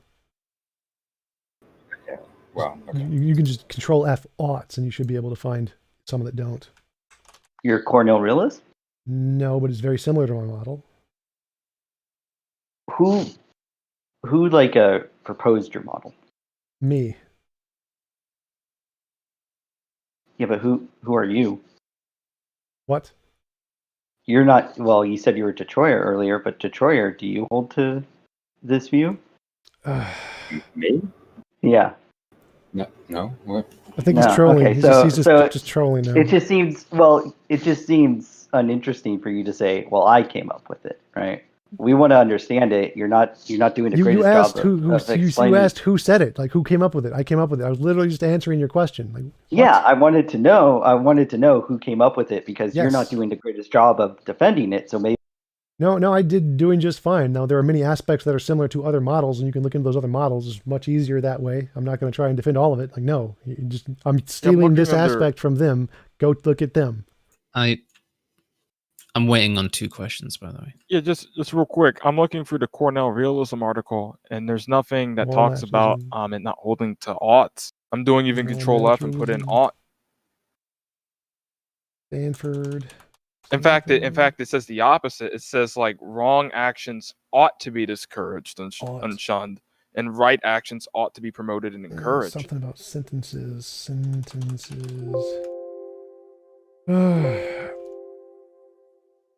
It specifically it seems says like when you say there's that moral progress, there are ways to assess sentences without uses of oughts and get rid of them. That's why I was asking for the direct quote. If you could pull that, not just have me just go and look, because I'm looking and there's nothing about that. Yeah, it's definitely here. If you could post it in debate text, that'd be cool. Oh, it's in the one below it. Jackson moral functionalism. There are ways to sentences. All the FM4, FM3. It explains how you can have these sentences without any oughts. We're taking out the oughts just as descriptive properties.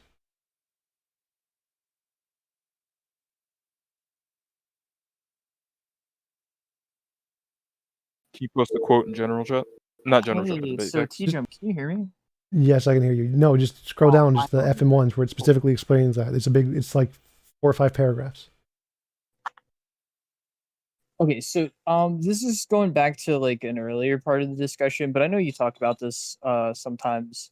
So about the thing that you have about equality. So it seems that you take it as like an indispensable primitive. Equality of what? A equals A. Okay. Okay, so you take that as like an indispensable primitive, which I find kind of... Well, no, I use it as a description. So reality exists, reality is reality, A equals A is a description of reality. So I don't take it as a primitive, it's just a description of reality. What do you mean by like a description of reality? There is a rock that describes some part of reality. So reality is reality. The law of identity just describes reality. It's not, the law of identity doesn't pre-exist to reality. It is a description of reality. Okay, so right. So you're a conceptualist, and like you hold the law of identity as like a concept in your mind that describes reality. Yes. That's what you're saying. Yes. Okay. So you don't think that like it's out there somewhere? No, definitely not. Right. That makes sense. But so then, I mean, why do you hold to it so fiercely when, like I said, I think, well, I didn't say this yet, but equality is not as primitive as, say, some of the other logical primitives, say like implication, because equality, at least in like first order logic, can be understood it's just a language. So I have a qualia experience, and I'm going to make up a language to describe this implication, the law, the standard logic. I'm just using that as a language to describe this thing, and so I hold to it because it's just a way to describe this. It's just a language I've made up, essentially. Nothing more to it. Sure, that's all reasonable. So, but okay, so are you a foundationalist then? Do you take these as like your foundations? Maybe. I think qualia would be my foundation. I don't know anything beyond that. Probably. And specifically your qualia. Yes. No, yours. I found it from yours. Yeah. Okay. All right. Well, that's interesting. Yeah. Okay. So that makes a lot more sense because I don't know. It seems like you're so focused on equality, and I was just wondering why you had that kind of focus. But Yeah, it's having just explained, pragmatic. It's just the best way to express the points. It's just a language. That's it. Okay. Okay. Well, that's all I wanted to ask. I just want to explore immorality a little bit more, if you don't mind. Okay. So I'm struggling to understand. I mean, so first of all, I'm struggling to understand what you actually mean by objective. What I typically hear objective to be is mind independent. So if there's like reasons or something that exists like external to our minds, that's not contingent upon like our mind changing or anything like that, then that's what I would typically understand to be objective. Right. However, you say everything is contingent upon your mind. I didn't say that. But then you say that we make up the laws of logic, for example, so they would be contingent upon minds. The language we use is contingent upon minds, but since they're describing reality, it's like I can use the word tree to describe a tree, or I can use the Japanese word tree to describe a word tree. The tree is objectively true, independent of That's minds. fine. And so when we say A That's equals good. A, that's description of reality. The reality is true, independent of minds. But the language we use isn't. So we could use a different logic, like many-valued logic, and maybe that one better describes reality. And so that one's true and not standard logic. I don't know. I don't But care. then I feel like you gave the wrong answer to Oasis' question of you being a conceptualist then, but I mean, maybe that's besides the point. Wait, I'm logic is a curious part about of the like mind. hypothetical Like, norms. why would that be an incorrect? Because you're saying that it's a description of reality, and if logic, like the law of identity, is something that holds like external to your mind, then you wouldn't be a conceptualist. Yeah, so it's possible that it's true, independent of minds. And it's possible many-valued logic is true, independent of minds, like it describes reality. One of them could be the case. I don't actually know. I consider logic to be just a part of our minds, and it is possible that some of our ideas correspond to reality while others don't. There's not actually a problem there. So the logic itself is just a part of our mind. And if it describes reality, then the reality exists independent of minds. So it's like if I said, but it would be a property exists, of reality if it describes reality. No. So if I say the rock exists, the sentence, the English words and letters doesn't actually exist anywhere. It's just a made up concept language. And then the concept it's describing refers to a thing that exists, which is the physical rock. So when I say the law of identity, A equals A, that doesn't exist. That's just a made up conceptual language that we have, but it refers to something that exists, which is reality itself.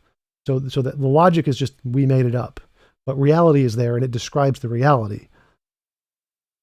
But then it would be a property of reality if you were to deny, for example, the proposition, two propositions, like the rock is, 10 kilograms of the rock is not 10 kilograms. Like it's not a property of reality. It's a description. That they cannot both be true. So it's not a property of reality. It's a description of a property of reality, which is reality is reality.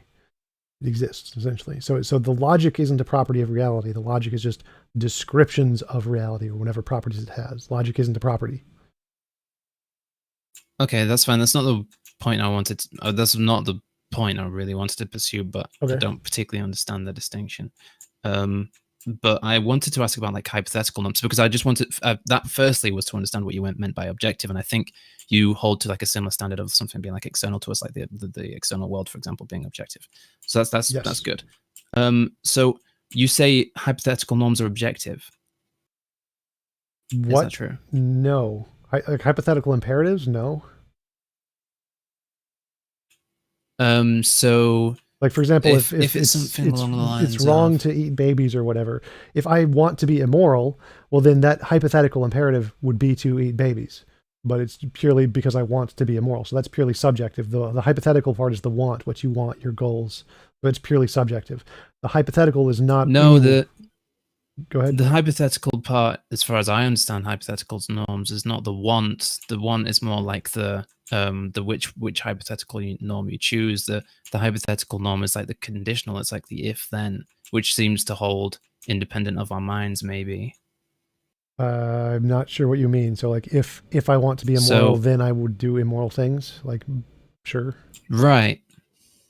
So that seems to be objective, but then also I haven't actually fully read up on like the objectivity of hypothetical norms to the point of where, because it'd be pretty obvious that something along the lines of like, if you want to be immoral, then you should do immoral things. Like that seems to hold. But then you could say something along the lines of, if you want to be a good businessman, then you'd like negotiate aggressively or something like that. Right. But that wouldn't be so clear cut if it's objective and not subjective, the standard that we're using. Right. So hypothetical imperatives are just, if you want something, you go get it. So if you want chocolate ice cream, you get chocolate ice cream. But if you want vanilla ice cream, you get vanilla ice cream. If you want to call that objective, I mean, okay, that doesn't relate to my model in any way, but the moral aspect to it isn't subjective. It's not related to the hypothetical imperative in any way.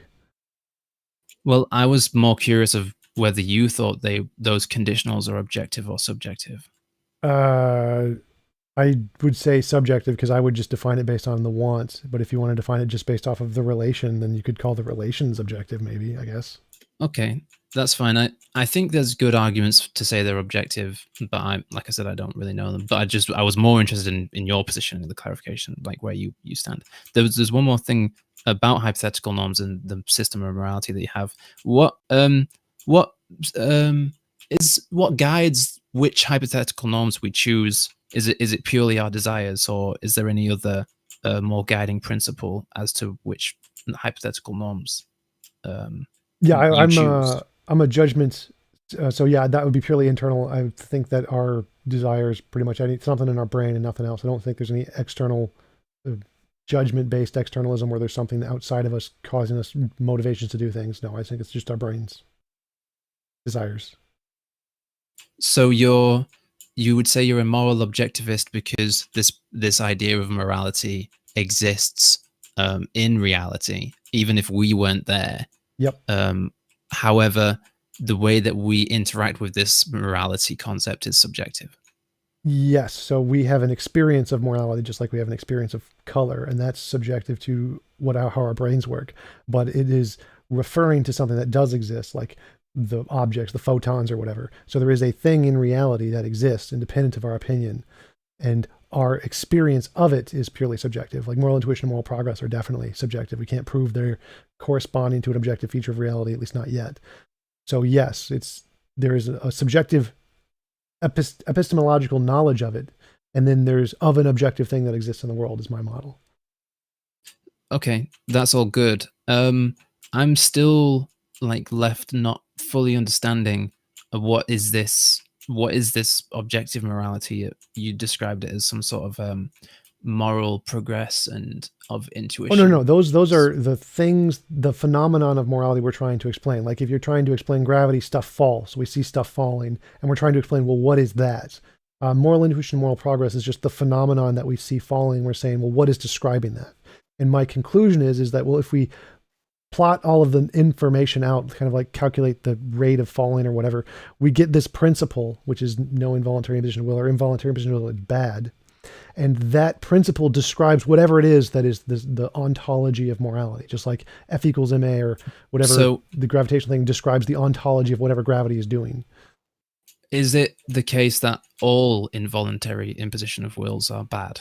Yes, from my perspective. So even if an involuntary imposition of will can save someone from a large amount of suffering or death, you would still say that that's a bad thing to do, even if it saves them.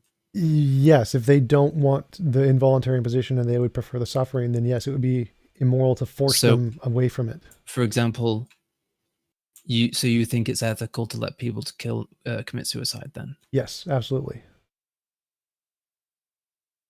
Okay, that was more my curiosities, and thank you for answering, but I pass the mic to whoever. Well, actually, that was probably the last one I have to do because I have another debate right now, a modern day debate. So thanks, guys. I appreciate it. It was fun, and I will see you guys later.